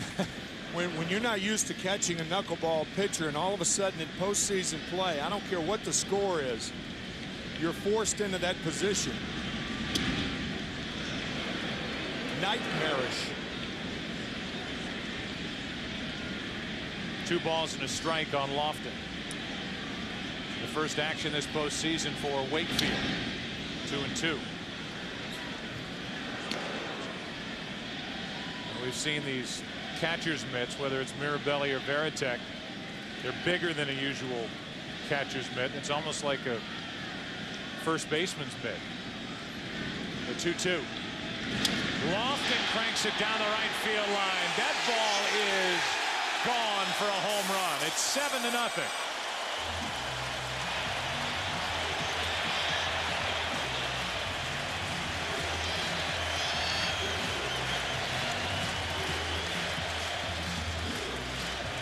So Wakefield, who gave up the series clinching home run to Aaron Boone in the 11th inning of game 7 last year right here, comes in game 1 in relief and gives up a home run to the leadoff hitter Lofton to start the 6th.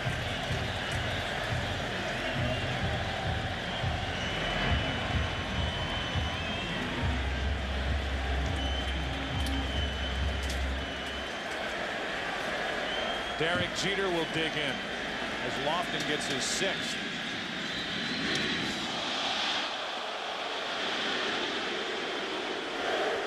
Calm down, folks. It was a knuckleball. You don't knock guys down with knuckleballs.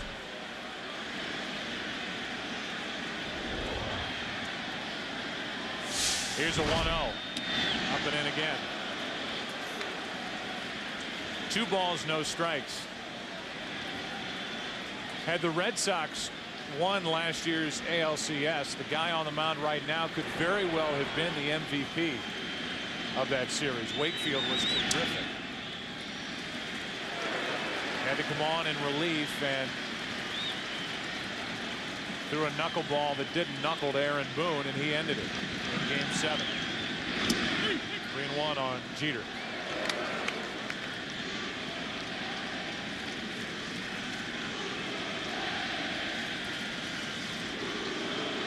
Alex Rodriguez will follow, and then Sheffield. Left side for Miller. Long throw, 1 out. As if Red Sox fans haven't seen it enough. Aaron Boone's homer that ended it. A memorable game, a memorable series. And you and I, Tim, were struck by the raw emotion as you see Lofton take one out down the right field line against Wakefield. The raw emotion that we saw from Mariano Rivera at the end of that, going out and basically just throwing himself on the mound here at Yankee Stadium, excited that the Yankees had defeated the Red Sox. Rivera pitching 3 innings in that game. And Aaron Boone's biggest hit of his life. The guy at the plate is the man who replaced Aaron Boone. Boone injured himself playing pickup basketball in February. The Yankees cut him loose and then eventually made the deal with Texas to get Alex Rodriguez when the Red Sox and the Rangers couldn't get together on the money. About $12 million short. That's how it's reported. And Alex Rodriguez, even with the score 7-0, frustrated with that strikeout. 2 out for Sheffield.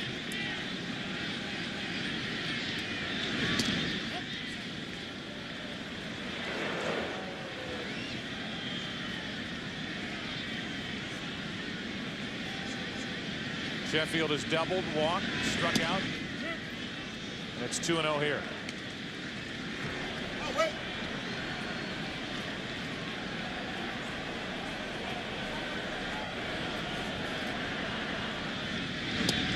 That catches the inside corner. 2-1. Randy Marsh is the crew chief of this umpiring crew. He's behind the plate. And he says that's strike 2.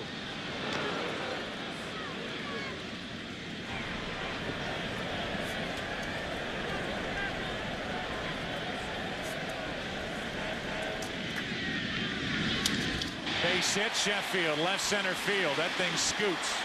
Ramirez cuts it off. Sheffield will dig for second and make it with a 2-out double. That'll bring in Hideki Matsui. It also gives you today's WebMD injury update. Focuses on Curt Schilling's right ankle. Check your own symptoms with WebMD's symptom checker at symptom.webmd.com.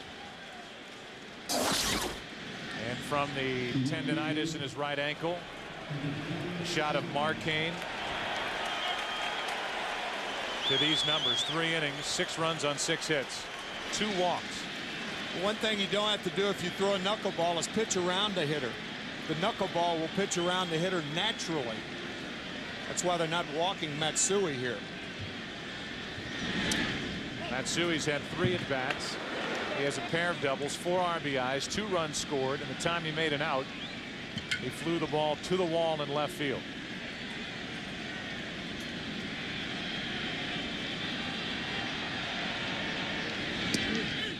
One ball, 1 strike.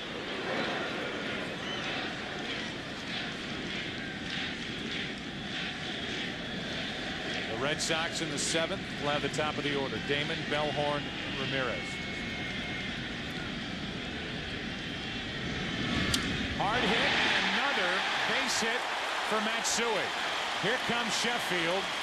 They'll hold Matsui to a single, another RBI, and that's 5 on the night. It's 8-0.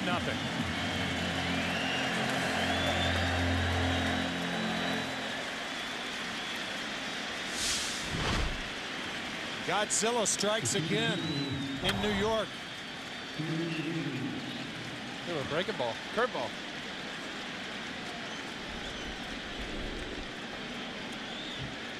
Down and in. That's pretty much where most left-handers like it.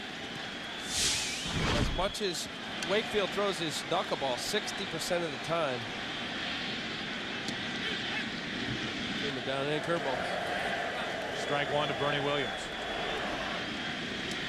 Williams 1 for 3 with an RBI single and 2 groundouts.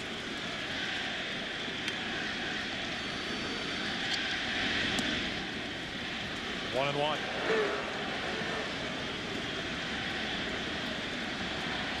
It's been the Matsui Messina show so far for the Yankees. Tying an ALCS record with his 5th RBI tonight as Williams went around. Strike 2.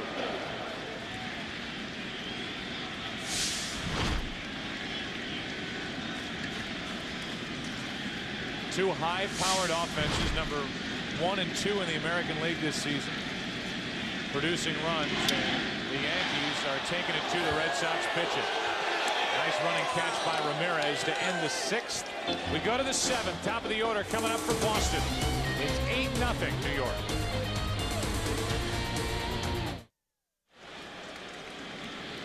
Mike Messina back for the 7th inning, facing Johnny Damon, who has had 2 at-bats, 2 strikeouts.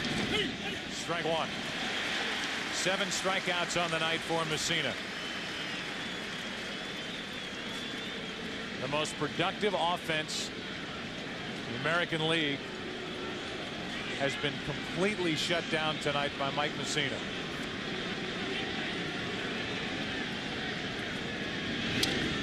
Nobody scored more runs in this group. They hit 32 home runs this season against Yankee pitching. Tonight, I would say only 1 hard hit ball, and that was Bellhorn back in the 1st. If a guy breaks it up, it'll be a guy like Damon because he's such a good 2-strike hitter.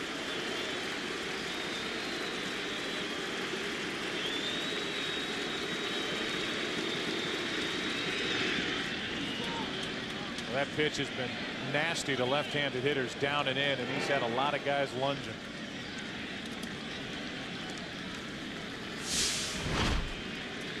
Well, it's so sharp. You're right, Joe. In many instances with a knuckle curve, when it comes out of the pitcher's hand, it looks like a fastball. Many times hitters will say they'll see the ball spin up over the pitcher's hand when it comes out as a curveball. With a knuckle curveball, it comes out almost like a fastball. That's why 2-2.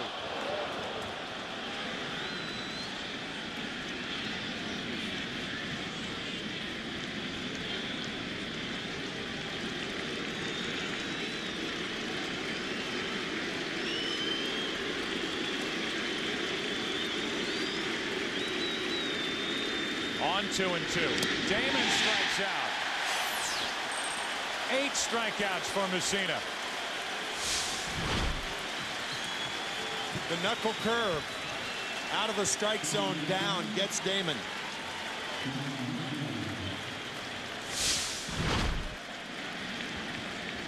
Moose crossing. Now it's Bellhorn.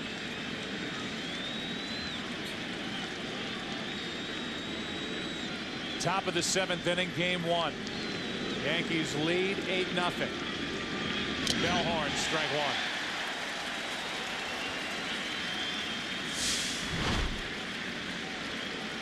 Back to the fastball.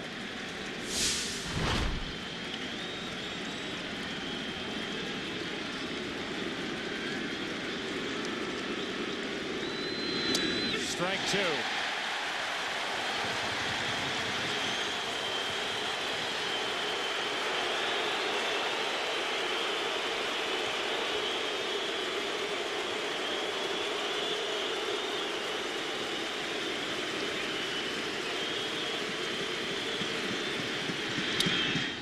Left field, well hit. Matsui, long run. Hideki Matsui won't get there. The no-hitter, the perfect game, both gone. Off the base of the wall, off the bat of Bellhorn, and these Yankee fans will let Messina hear it.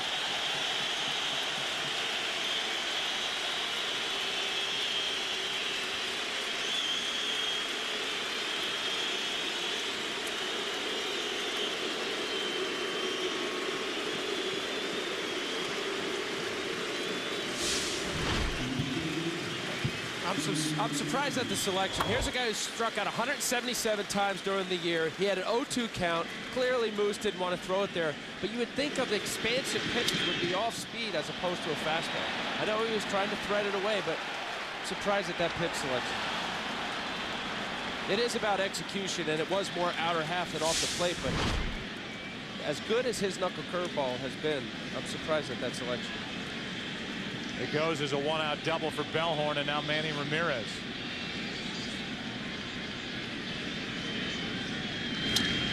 To the shortstop on 2 hops, Jeter.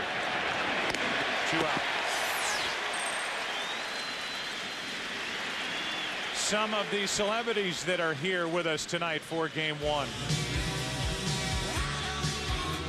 Nicholson, Danza, Henry, Kraft, Billy Crystal, Tom Brokaw, Donald Trump. What's Donald been doing lately? I haven't seen much of him. Firing everybody. Runner at second, 2 out, and here's David Ortiz. By the way, forget all that Hollywood stuff with Nicholson. He's from Neptune, New Jersey, down the shore. You know what the boss says. That's the first Springsteen reference, and we're past the 6th inning point. I'm very impressed with y'all. What does he say? Down the shore, everything's all right. Me and my baby on a Saturday night. Runner at second, 2 out, 1 ball, no strikes. On Ortiz. Out in front, 1-1. Asbury Park near Neptune. I don't know. Is it near Neptune? That's where he's from. It's a big rival. Asbury Park and Neptune. I know that now. They're right next to each Talking to the king of Memphis over here. I'm from Memphis, man. Actually, Bruce Springsteen went to Freehold High School, and he makes a lot of references to Asbury Park. But he's really from Freehold, which is still a rival of Neptune. So says the man from Tom's River. Here's the 1-1. Ortiz into right field, a base hit. Bellhorn will hold up at third, down 8-0. You cannot run into an out at the plate. And 2 hits in this 7th inning for Boston. At least trying to get up off the mat and get something done here. Flex their muscles before the end of Game 1. Yeah, to give them something to take into tomorrow. Brandon Arroyo against Pedro Martinez in Game 2 tomorrow night. Did you know somebody at one point in your life named Brandon Arroyo? It's Bronson Arroyo. Oh, it's Bronson Arroyo, and he's not starting tomorrow night. No. So I was wrong on both counts. I was thinking of Neptune and Asbury Park. The whole New Jersey conversation got you really thrown out of whack. Got me flustered. It's Pedro. It will be John Lieber against Pedro tomorrow. There you go. Oh. Mel Stottlemyre is out to say, Mike, look, I've been watching you all night, and I really haven't had anything to say to this point, so I just thought I'd make an appearance. Here's our Nissan game summary as we play here in the top of the 7th inning. The Red Sox threatening for the first time. Schilling lasting only 3 innings. Messina is into the 7th and still working. Matsui's had the big night with a bat. And at the bottom, the Yankees have lost 4 straight Game 1s. But tonight, lead 8-0 in the 7th. Here's Millar with first and third, 2 out. Strike 1. A 1-out double by Bellhorn, a 2-out single by Ortiz.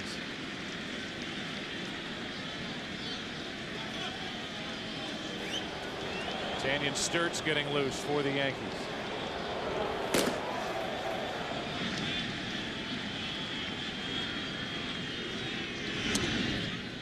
No matter the score, if you look at this series, the Yankees came into this game. They lost Game 1 of the ALCS last year to the Boston Red Sox, but they're thinking, look, if we've got a sure bet, a guy that we can bank on giving us a good start, Messina's got to be the guy with all the question marks surrounding the back of Lieber, the back of Brown. Millar shoots it into left center field. Matsui won't get it. Off his glove, 1 run scores. Here comes Ortiz. It's a 2-out, 2-run double in an 8-2 game.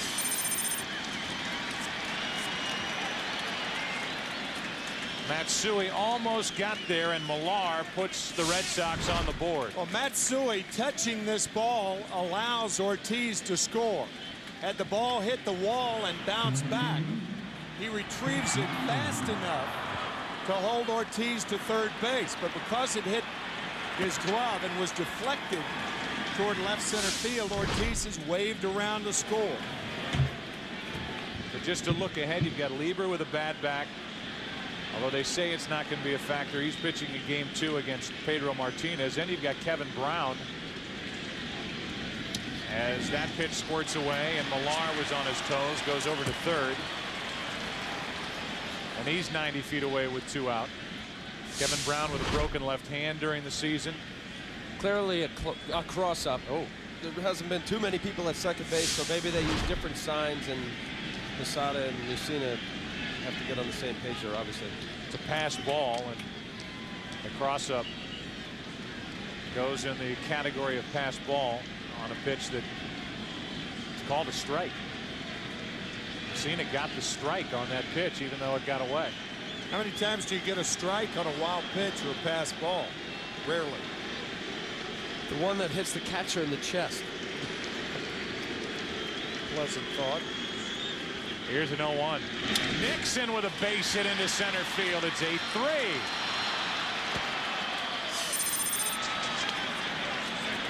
This Red Sox lineup, so good, top to bottom, front to back, and you wonder if that's going to be it for Mussina.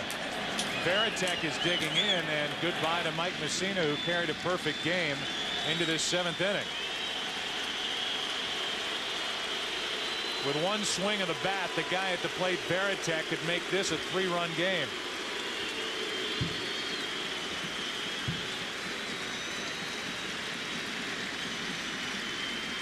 So Sturtz pops out of that bullpen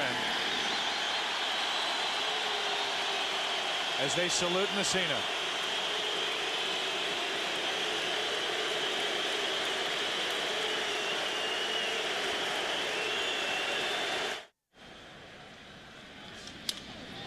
First pitch from Sturtz to Varitek is fouled out of play off to the left. And with all of the focus being on Mike Mussina up to this point, the Red Sox have now chased him. They've put 3 on the board, and they have a guy at the plate that's more than capable of making this, with one swing, a 3-run game. Varitek during the regular season hit 18 home runs.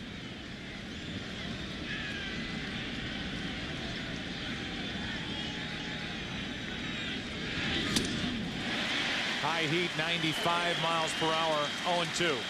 I'm surprised John Olerud's holding Varitek on. You can almost play him 10 feet behind Nixon with the quad problem Nixon has. He's not going anywhere. Varitek can pop one, hook one around Olerud. Varitek into right field. Back is Sheffield at the wall. Gone. 2-run home run Varitek, and it's 8-5 here in the 7th.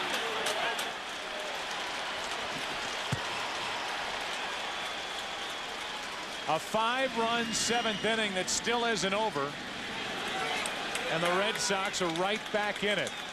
His first hit at Yankee Stadium this year, a 2-run shot by Varitek, who's now 1 for 37 in this ballpark. Boom, and the Red Sox are indeed back in this game. How about that? Which, if you want to go back to the 4th inning, with Derek Jeter, when he tried to push bunt to move Lofton over with a 6-0 lead, you knew that they thought the capability of what the Red Sox are doing right now. I don't think there's any doubt, and they learned the hard way during the regular season. They were not putting this game in the win column already, and Mike Mussina has gone from flirting with history to sitting there sweating in the dugout bench as he hands it over to Sturtz in this Yankee bullpen. We showed you earlier that Mariano Rivera is back in that bullpen, and he may very well be needed before the end of this night.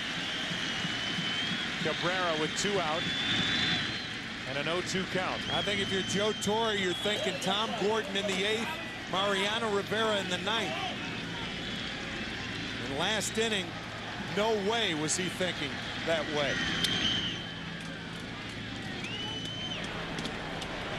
So Tanyan Sturts comes in, gives up the inherited runner the night for Messina. 6 2/3, 4 runs on only 4 hits. No walks, 8 strikeouts. He can only be the winner, but now it's up to the Yankee bullpen, and the Red Sox are doing exactly what they've done all year. They don't quit. They keep coming at you. And the top of the 7th inning is finally over, but not before the Red Sox officially climb back into this game. So as the fans stretch here at Yankee Stadium, we will have a performance of God Bless America from Daniel Rodriguez, who will perform here right behind home plate at Yankee Stadium. Your attention, please. Ladies and gentlemen, will you please rise? Now please direct your attention to the microphone behind home plate and welcome recording artist and American tenor Daniel Rodriguez. In honor of the servicemen and women stationed around the globe, Mr. Rodriguez will now sing God Bless America. God bless America, land that I love. Stand beside her and guide her through the night with a light from above. From the mountains to the prairies to the oceans wide will form. God bless America, my home, sweet home. From the mountains to the prairies to the oceans wide will form. God bless America, my home, sweet home. God bless America, our home, sweet home.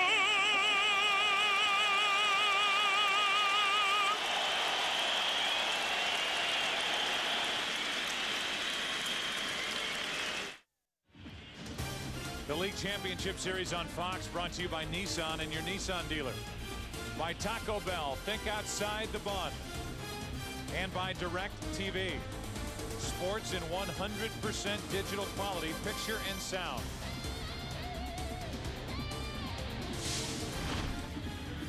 During the break, we had Tim Wakefield being relieved of his duties out on the mound.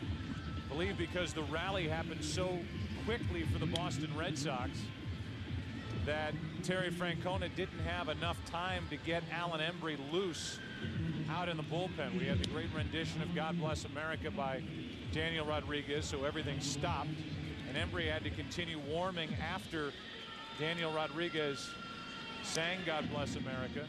Tim Wakefield went back out to warm up, and now just before the inning started with Posada walking to the plate, Terry Francona walked out and took the ball from Wakefield and gives it to Embry. Talk about a change of fortunes in this game. Mike Messina and the Yankees went from retiring the first 19 batters and having an 8-0 perfect game to a save situation just like that. One important inning thrown by Wakefield tonight, where he allowed 2 runs on 3 hits. And those extra 2 runs loom large now. It's 8-5 here in the 7th. Budweiser's fantasy player of the divisional series, Carlos Beltran, What a series. 4 home runs, 9 runs, 9 RBIs. Log on to foxsports.com. Keyword fantasy baseball. Today's game is brought to you by Budweiser. Grab a cold fresh Budweiser. It's game time. Remember, he'll be in the lineup tomorrow night when the Houston Astros visit the St. Louis Cardinals. Game 1. Brandon Backey against Woody Williams. A 5-run 7th inning has put the Red Sox back in it. They turn Posada around, make him bat right-handed. Strike 1.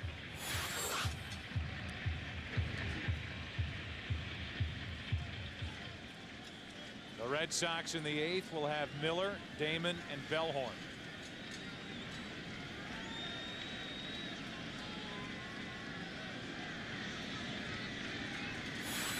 The 0-1.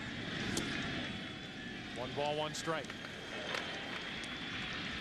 With the addition of Keith Volk as the closer for the Boston Red Sox, the Red Sox like their bullpen better than they liked it a year ago in the ALCS against the Yankees.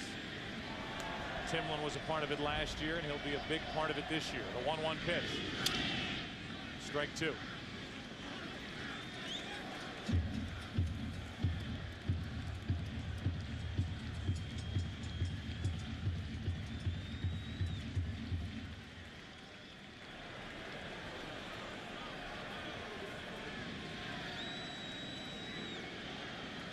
Posada tonight has been hit by a pitch. He's grounded out. He's hit a sac fly. Pretty good rip. Still 1-2. Joe, you brought up an interesting point about tack-on runs. A lot of times when a team has an 8-0 lead, you don't have a tendency to give the importance to that 6th, 7th, 8th run like you would when a team comes back and scores 5 runs. Well, the 2 runs that were scored against Wakefield are huge. And at the time, you don't think about it because nobody was even sniffing a hit against Messina. If you go back 75 years ago today, in the history books, you'll find the largest deficit overcome in postseason history. 8 runs, October 12th, 1929, by the Philadelphia A's. The year the stock market crashed. Here's a 2-2 pitch.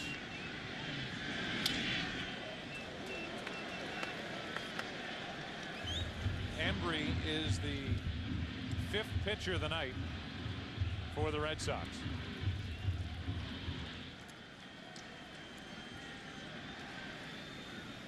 I have not seen Gordon getting loose yet for the Yankees out in their bullpen, which is interesting. Yeah, I was a bit surprised at that myself. To the right side for Bellhorn. Stays down on it. 1 out. Well, you want to turn Posada around anytime you can get that chance. He has clearly more power from the right side, from the left side. And here with him being turned around, you got Olerud, who they might have had to make a decision, and then you have Cairo at the bottom of the lineup with Lofton leading off as the #1 hitter. I think that's the reason why he's not up here. So now here's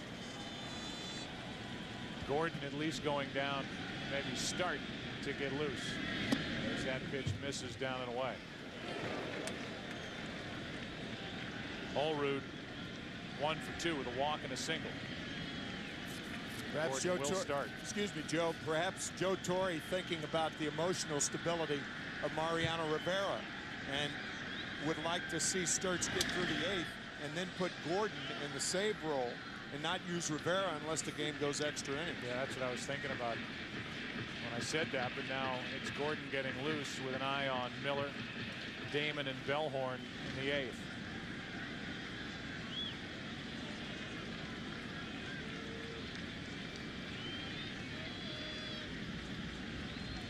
One ball, 1 strike. Olerud takes it wide. Let's go down to Kenny Albert. Well, Joe, Tanyan Sturts celebrating his 34th birthday today. He grew up in Worcester, Massachusetts, a huge Red Sox fan. He attended 10 straight opening days at Fenway Park. His dad, Ken, finally gave in yesterday, bought his first Yankee cap. It took this long. Sturts was an in-season addition to this Yankee team, and he pitched his way into a serious role in the postseason for Joe Torre. That's to left for Ramirez, who zigzags his way to it. Olrud is gone, 2 out. And Cairo will be the hitter. Gordon was a part of this rivalry from the other side. And he was a part of an LCS against the Yankees back in '99, a year after saving 46 games for the Red Sox. And now his job is to maintain a lead and hand it over to Rivera as Cairo takes ball 1.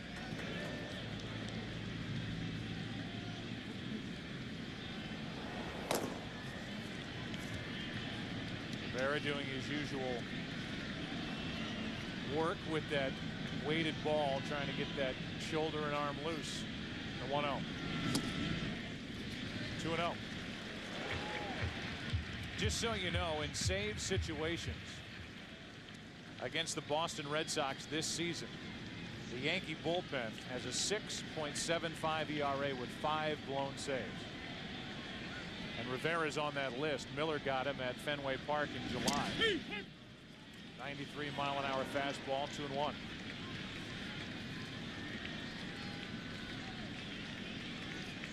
That's why when the Yankees scored those 2 runs in the bottom of the 6th, you could hear some TVs being clicked off in New England. In the 7th inning, with 5 in the 7th, turned them back on. Here's a 2-1 pitch. That's a fair ball. Broken bat hit for Cairo. Nixon over to get it. And he holds Cairo to a 2-out single. That was close. That ball was skewering toward the Yankee dugout. Good call. Right over the bag. Call properly fair by Jeff Nelson. It's an interesting move here by Joe Torre, or non-move. You've got the left-handed hitting DH Kenny Lofton at the plate. You have the switch hitting option in Ruben Sierra. And the Yankees at this point have to be in more of an attack offensive mode than, let's say, an inning ago. So it's lefty on lefty, and Embry checks on Cairo.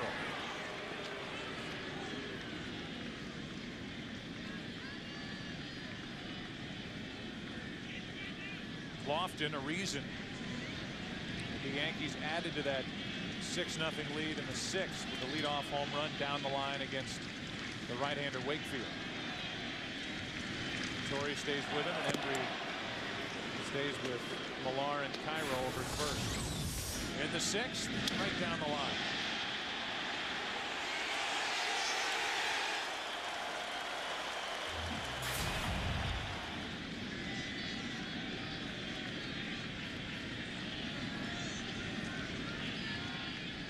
Runner at first, 2 out, and ball 1 outside to Lofton.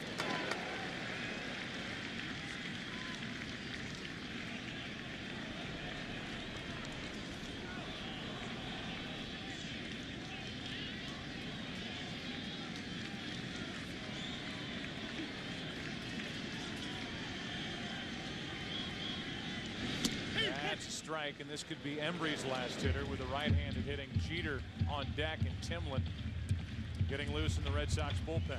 Yeah, that was a slide step by Alan Embry.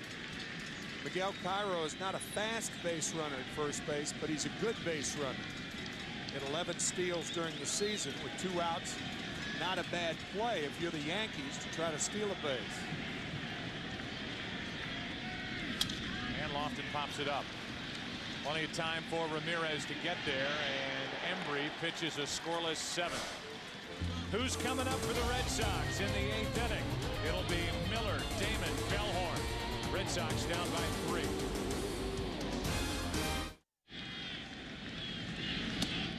First pitch of the 8th inning to Bill Miller is up from Tom Gordon, who had a fantastic season. 9-4. He had 4 saves, 2.21 ERA, and appeared in a career high 80 games. 2-0. Miller 0 for 2. He hit .283 during the regular season. 4 out of 14 this postseason. Back to the top, and Johnny Damon and Bellhorn to follow, then Ramirez. There's a strike, 2-1.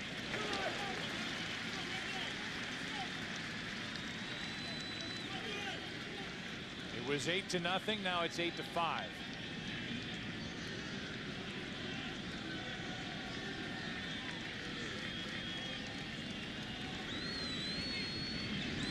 Miller.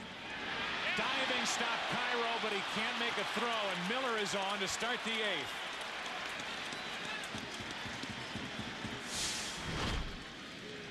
Fine stretch by Cairo. The ball came up on him, and in the process of trying to get the ball out of the glove, he dropped it. So Miller with an infield hit to lead off the 8th inning. Coming up on 11 o'clock in the East, we're at Yankee Stadium, game 1 of this ALCS. The Yankees jumped out to the big lead. The Red Sox got 5 runs in the 7th inning and a blink. Hideki Matsui has had a big night. 5 RBIs to tie an ALCS record. Cena was perfect through 6 1/3, but he couldn't get through 7 as Damon takes a strike. Johnny struck out 3 times against Messina, who struck out 8 for the night. Becomes very interesting if the Red Sox can get one more runner on of their next 2. Then you've got Ramirez and Ortiz coming up representing the tying run. And you have to start thinking about, if you're the Yankees and Joe Torre, extending Rivera for more than a 1-inning save, which would have been the furthest thing from your mind half an hour ago. My thoughts exactly.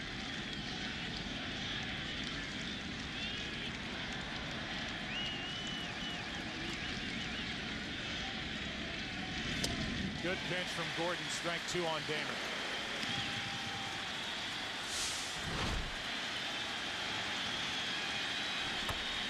Good quick breaking ball from Gordon.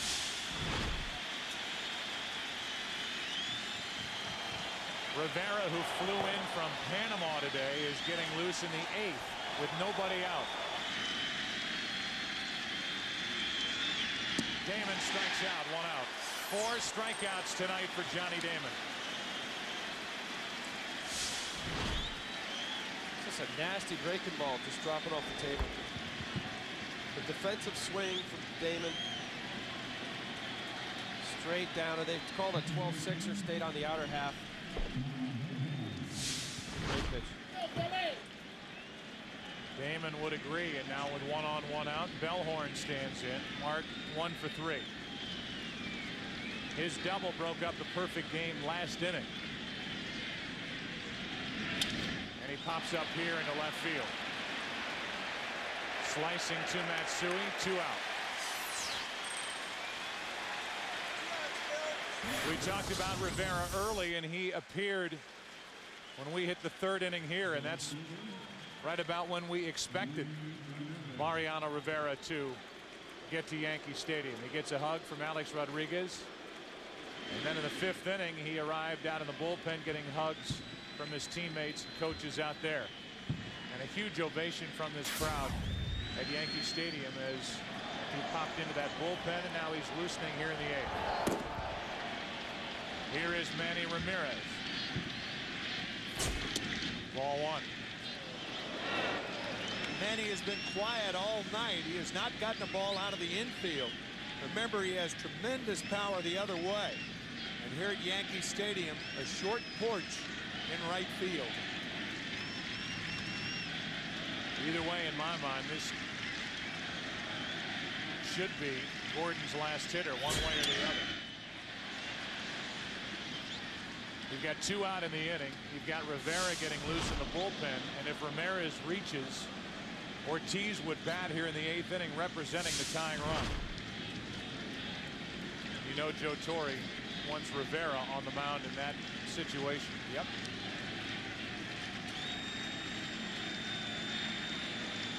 Gordon trying to pitch around a leadoff infield hit. One of the game's best, standing in his way. And a little flare into left center field. That's going to bring the tying run to the plate. Going first to third is Miller, and it's first and third for Ortiz.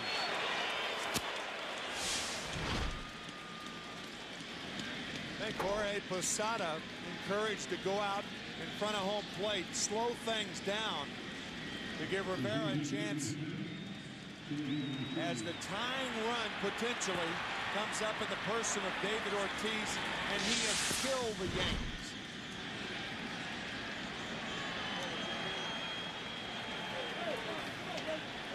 So Rivera getting loose. No sign of Joe Torre.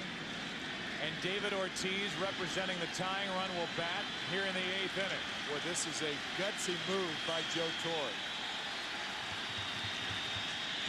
Ortiz takes a ball. Because the question would be asked, why is he getting loose here in the 8th if not to pitch in this spot? That's right. Ortiz has one hit off Gordon. It was a home run. He is the tying run at the plate here in the 8th. The 1-0. 2-0.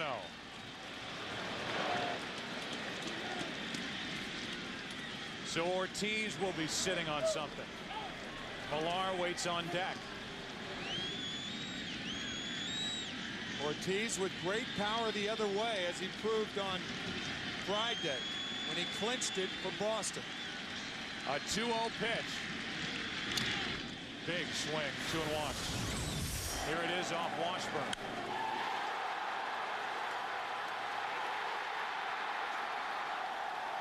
And there's that swing the other way, Al, that you talked about earlier.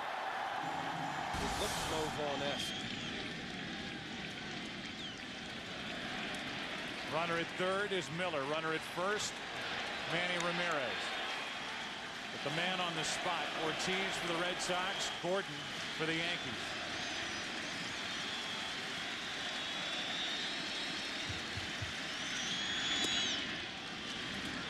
Three and one. You know, with the short porch and right, it's the correct pitch to come in on him. But I think in many instances for a pitcher, you realize that it doesn't take much to hit it out. And Gordon being a closer all those years, you really are careful about it, not wanting to miss inner half. Now it's 3 and 1. You're coming inside. You don't want it right there. Ortiz hits it in the air to left center field. Back at the track, at the wall. It's off the wall. 2 runs are going to score. Ortiz stopped running, but he's still going to make it to third, and it's a 1-run game. With Rivera standing and watching in the bullpen, Ortiz goes deep to left center off Gordon.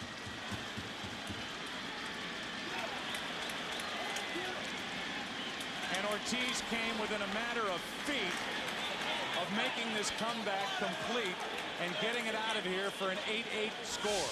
Joe Torre, over the last 9 years, has made a ton of proper moves for the New York Yankees, but this is not one of them. Clearly. I say feed. I mean, what is it? How much did this miss?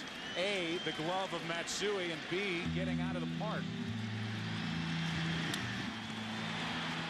The Red Sox at one point trailed 8-0. It's now 8-7 with the tying run 90 feet away. Rivera, one of the best in postseason history, coming in. Millar coming up for Boston.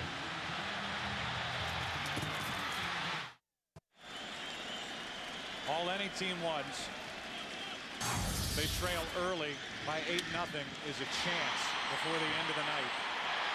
This gives the Red Sox a chance. Off the glove of Matsui for a 2-run triple, and Millar could tie it with a hit. Tying run 90 feet away. It's 8-7. We're in the 8th of game 1.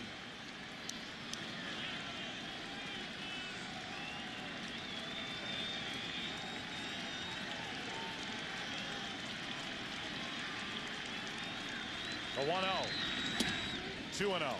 There would probably be a pinch runner for David Ortiz if there were none or 1 out.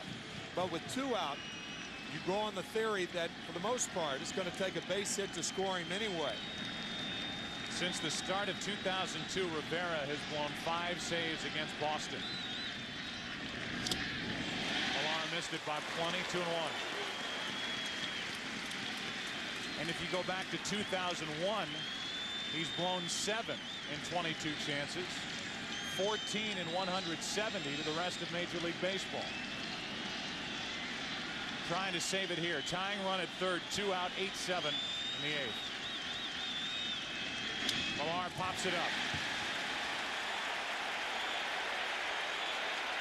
Jeter. And the Yankees are hanging on by a thread.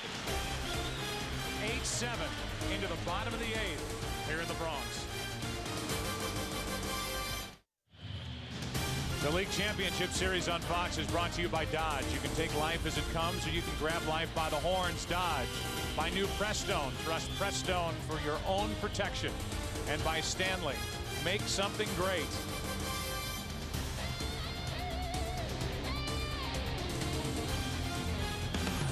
We move into the bottom of the 8th inning, and we look ahead to this weekend. JB, Terry, Howie, and Jimmy hit the road and set up shop to broadcast America's #1 pregame show live from Foxborough, home of the undefeated Patriots. Jimmy will count down his 10 greatest teams of all time, plus Ty Law goes 10 yards with TB. We saw Bob Kraft, owner of the Patriots, winners of 19 straight. Fox NFL Sunday returns this week at noon Eastern, 9 a.m. Pacific here on Fox. Here is Mike Timlin, the 6th pitcher of the night for Boston, trying to keep it a 1-run game.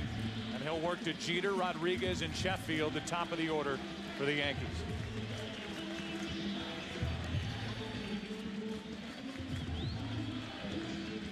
The Red Sox looking ahead in the 9th inning will have Nixon, Varitek, Cabrera. If anybody gets on, Bill Miller. Miller, who has already won a game this season against Rivera at Fenway Park. So much for a laugher from either of these teams in this series.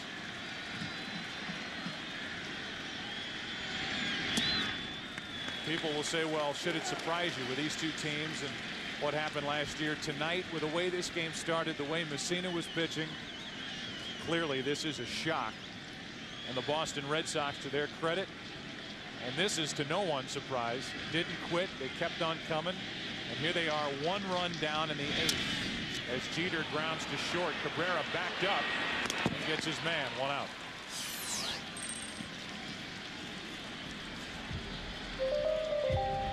With this crowd and this feel here at Yankee Stadium is a feeling of unease by these fans who were just rolling, having fun. Who's your daddy chants and all that. And now it's a 1-run game with this middle part of the Red Sox lineup coming up in the 9th. And certainly room for thinking from the Yankees, either the players or the fans, or a combination of the two, that if you can't win with a pitcher out there retiring the first 19 in a row and you've got an 8-run lead and they made it close under those circumstances, what in the world are they going to do in a close game? With 1 out, nobody on, here's Rodriguez. Strike 1. Again, looking ahead, you have Pedro Martinez and John Lieber in game 2. And then Bronson Arroyo against Kevin Brown, game 3. The Red Sox are 4-0 in games that Arroyo started this year against the Yankees. The 0-1, 0-2.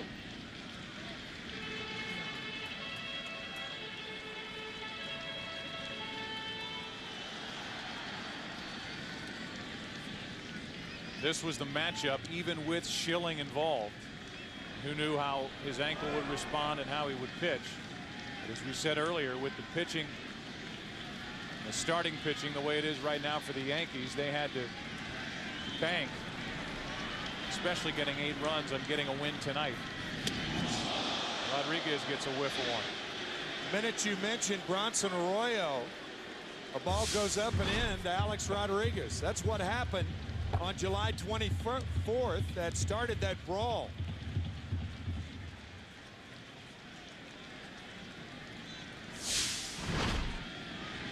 On purpose or not, that gets the attention of Alex Rodriguez. Up and in, down and away, 2-2. 0-2, purpose pitch. Exactly, that was the purpose of it, to go up and in. Trying to drill that outside corner the next pitch, and Timlin missed. It's 2-2. Rodriguez hits a line drive, base hit to left. The ball is just jumping off his bat now.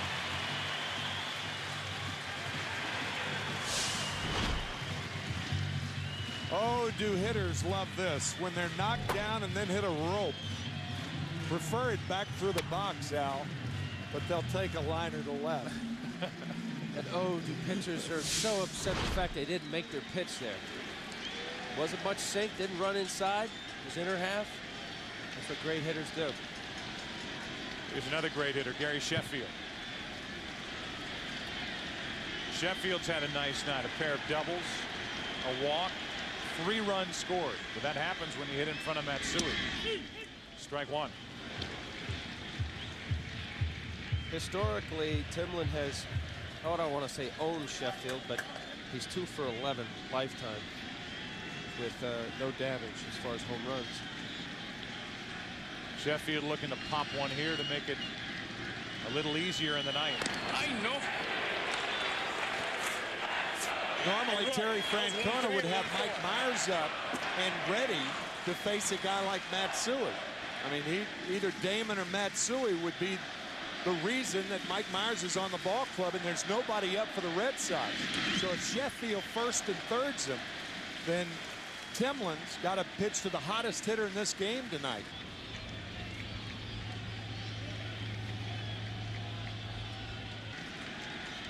Well, right now, Francona is showing that he's not really a matchup guy in the sense of batting averages against and lefty-righty.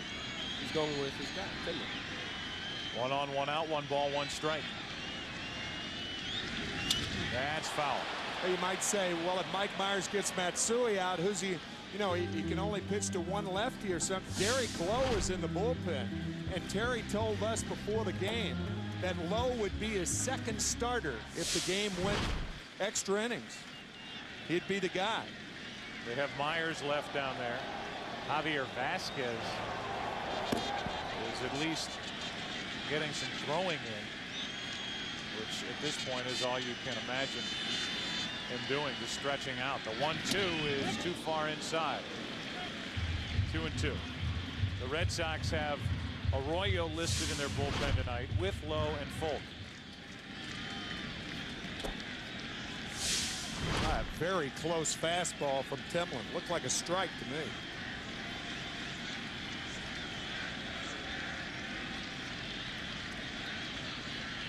Sheffield on 2-2. Runner Rodriguez goes and Sheffield fouls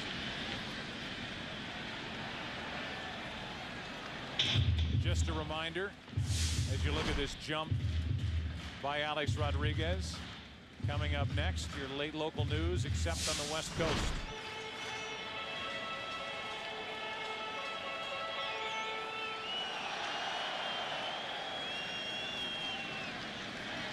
So Mariano Rivera, who flew all day to get here, had to pitch in the 8th, now has to sit in the dugout and watch the 2-2. There's another hit for Sheffield. And it's 2 on with 1 out, and Matsui's coming up again.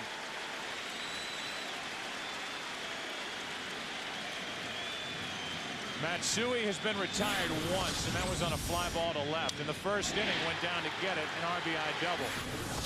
He scored on a hit by Bernie Williams. Then with his sacks jammed, a 3-run double off the right field wall. And in the 6th inning, one of those tack-on runs, which right now is the difference in this game. That made it 8-0. And by virtue of that RBI single down the right field line with 2 out by Matsui to score Sheffield, the Yankees still have a lead.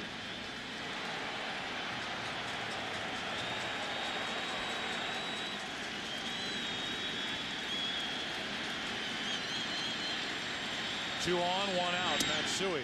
Ball 1 down and in. And I'll throw in with you, Tim, if there's ever a spot to bring Myers in to get the hottest hitter in the Yankee lineup, this would be it. You've got to try and keep this a 1-run game. I mean, Terry telling us before the game that Mike Myers has gotten a ton of big outs for the Red Sox. If this isn't a big out, what is?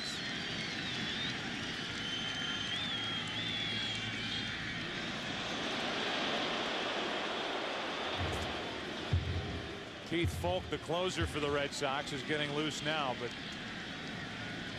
With Matsui at the plate, he could do the big damage. 2 on, 1 out, 8-7 New York in the 8th.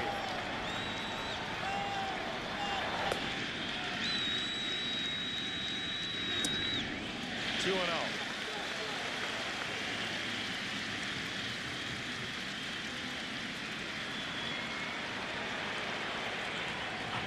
Back-to-back hits by Rodriguez and Sheffield. 2 balls, no strikes on Matsui. He could own a new ALCS record for RBIs in a game.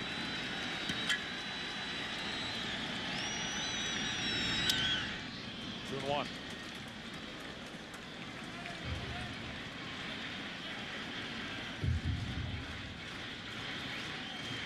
With Timlin's strength being a sinker ball pitcher, he's always 1 pitch away from getting out of it with a double play. Matsui led the American League in double play balls last year. He's learned to cope with that 2-seamer a little better this year. That's why his average has improved. Something he didn't see a lot in Japan.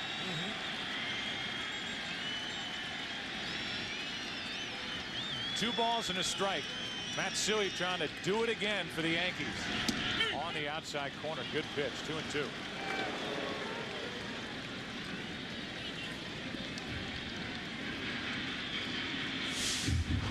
That was right there.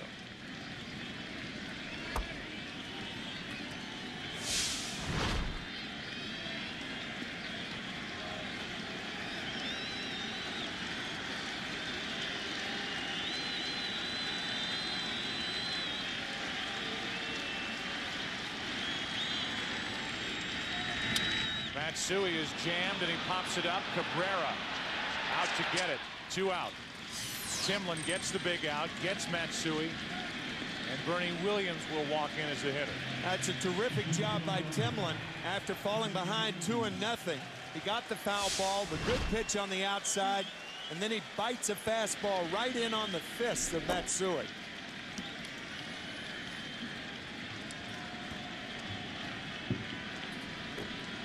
So Folk, who was getting ready in a hurry, the count went to 2-0 on Matsui. And ease up a little bit out in the bullpen as Bernie Williams stands in with 2 on, 2 out.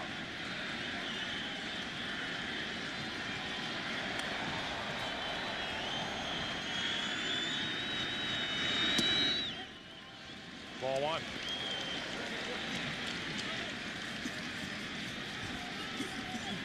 The numbers for Bernie Williams in his career against Timlin.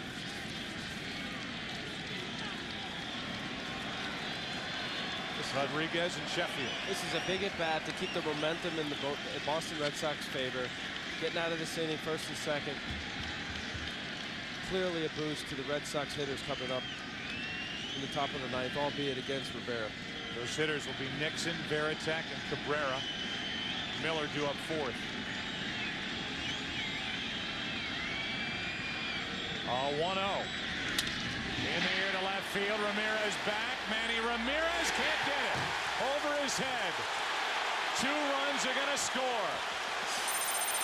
The throw is cut off. Williams is safe, and it's 10-7.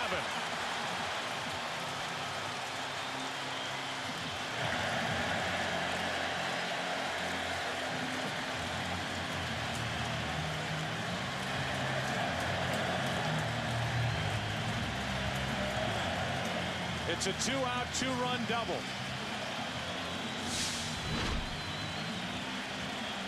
Bernie Williams hits it very well over the head of Manny Ramirez, and Terry Francona telling us before the game, before the night's over, we may have a trail of cutoff men defensively, but we'll just have to deal with it. 1, 2, and now Kevin Millar comes over, and Bernie Williams, who should have been out at 3rd base, gets to 3rd without a play. 2 huge runs scoring for the Yankees to make it 10-7.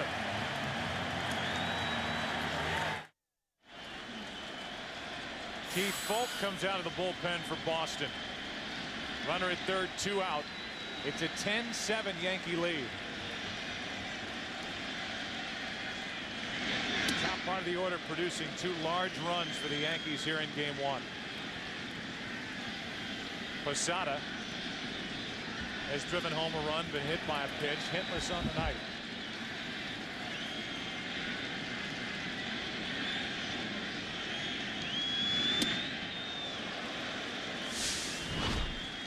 Go back to that play, Manny Ramirez. Well, outfielders are taught to turn around, figure out where the ball is, how far over your head, and run, and then turn to see where the ball is. And Manny was watching and running while he was trying to get the ball, and that's not how you do it. There's a pitch that misses for ball 3, 3-0.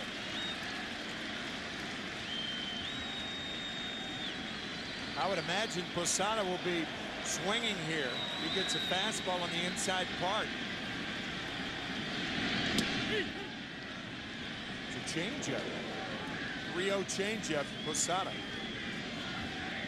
So Folk was thinking like you were. 3-1.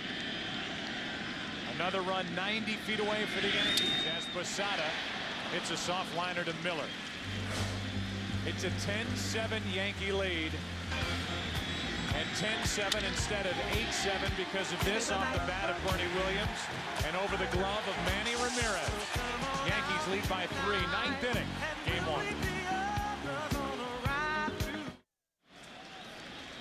The Yankees trying to hold on and win game number 1 of this ALCS. An 88-2 record in the regular season when leading after the 8th inning. The 2 losses to the Red Sox. Nixon leads it off against Rivera. Goes after the first pitch and pops it up. Jeter hauls in out number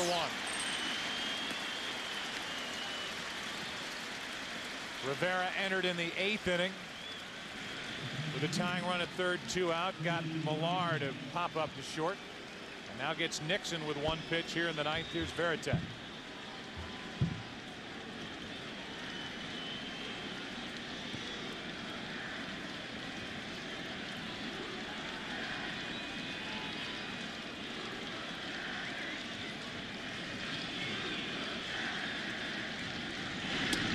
Veritek takes a ball.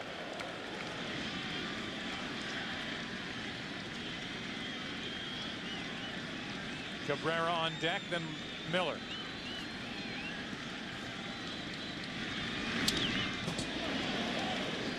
Over toward the photographers, 1 ball, 1 strike.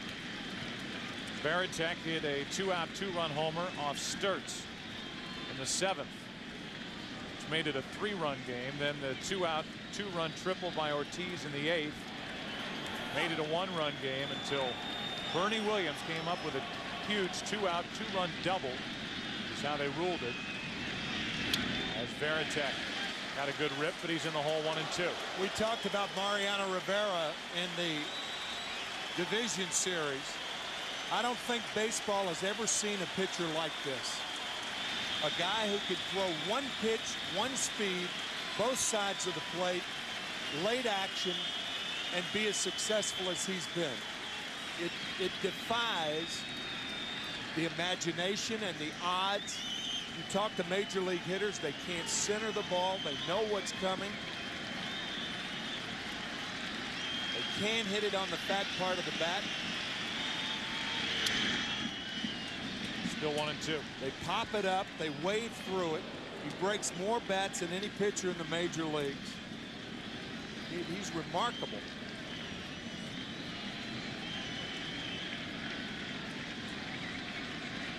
He has the lowest ERA in postseason history, 0.71 coming into tonight. Veritek hits it back toward us. You know, Timmy, you're exactly right. And for as long as he's done it, you see out of his hand, he throws a cut fastball. You hear a lot about it. If you can see the rotation on it, it's very tight and it looks like a fastball. If you see it around a little bit, kind of like a football. If you see how it cuts a little, it's not a slider, doesn't have a slider dot, but cuts. And it's hard to vary as to where the ball is going to end up. And that's why they can't center it. The 1-2. Posada this time. 2 and 2. That one took off. I throw a cutter, not as nearly as hard as him, much slower, but off center of the ball and throw it like a fastball. In many instances, pitchers will try to. That ball was down. That's why Varitek centered it. Take another look at this pitch to Varitek. Trying to come in. Middle down, yeah. And cutter, probably didn't cut as much.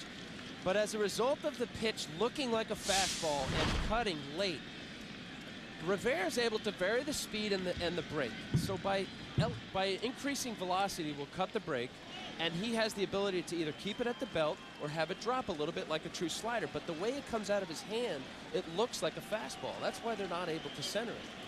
He's done it for so many years. And the fact that he's throwing 94, 95 miles an hour, that's a tough pitch to hit. Not many people throw that pitch. Rivera now with Cabrera, and he grounds one through the left side, and the tying run will come up for the Red Sox. And it's the guy who got him in July back at Fenway Park, Bill Miller. Saturday, July 24th, that brawl game that started late, Bill Miller took Rivera out into right center. A 3-run ninth inning and a victory for the Red Sox. In this case, Miller represents the tying run. The Red Sox will not go away. Ball one. And that double by Bernie Williams. Add-on runs.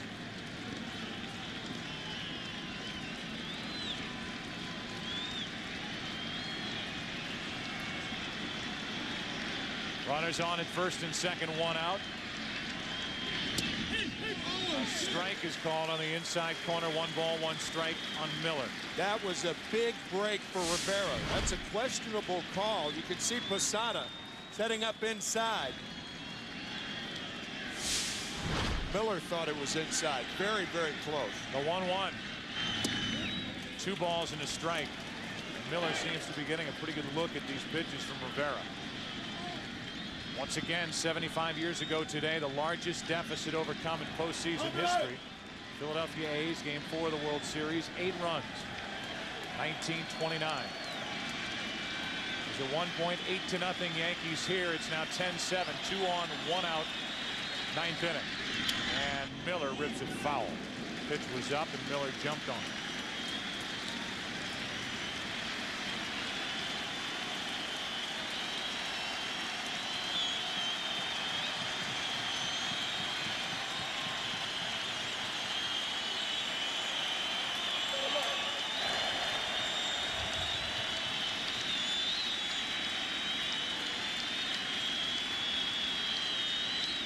Miller grounds back to Rivera.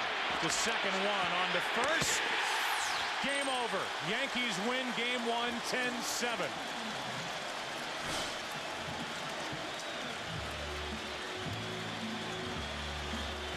The 31st postseason save for Mariano Rivera, the end of his long day, which started in Panama. Flying nearly 5 hours to get here, arrived in the 3rd inning. Who knew back in the 6th inning when the Yankees had made it 8-0 that they would call on Rivera for a 4-out save tonight. Ending it all by chewing up the bat of Bill Miller. And along with everything else, Rivera, an excellent fielder. A strike to Jeter, who completes a double play to end it. What a day for that man.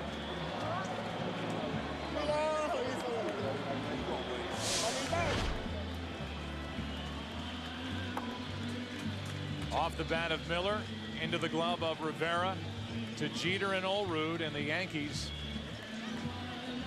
win game 1, 10-7. Let's go down to Kenny Albert. All right, Joe, I'm joined by Bernie Williams, who drove in 3 runs, including the Yankees' last 2 runs tonight. Bernie, you've been a part of 3 no-hitters. Mike Messina retired the first 19.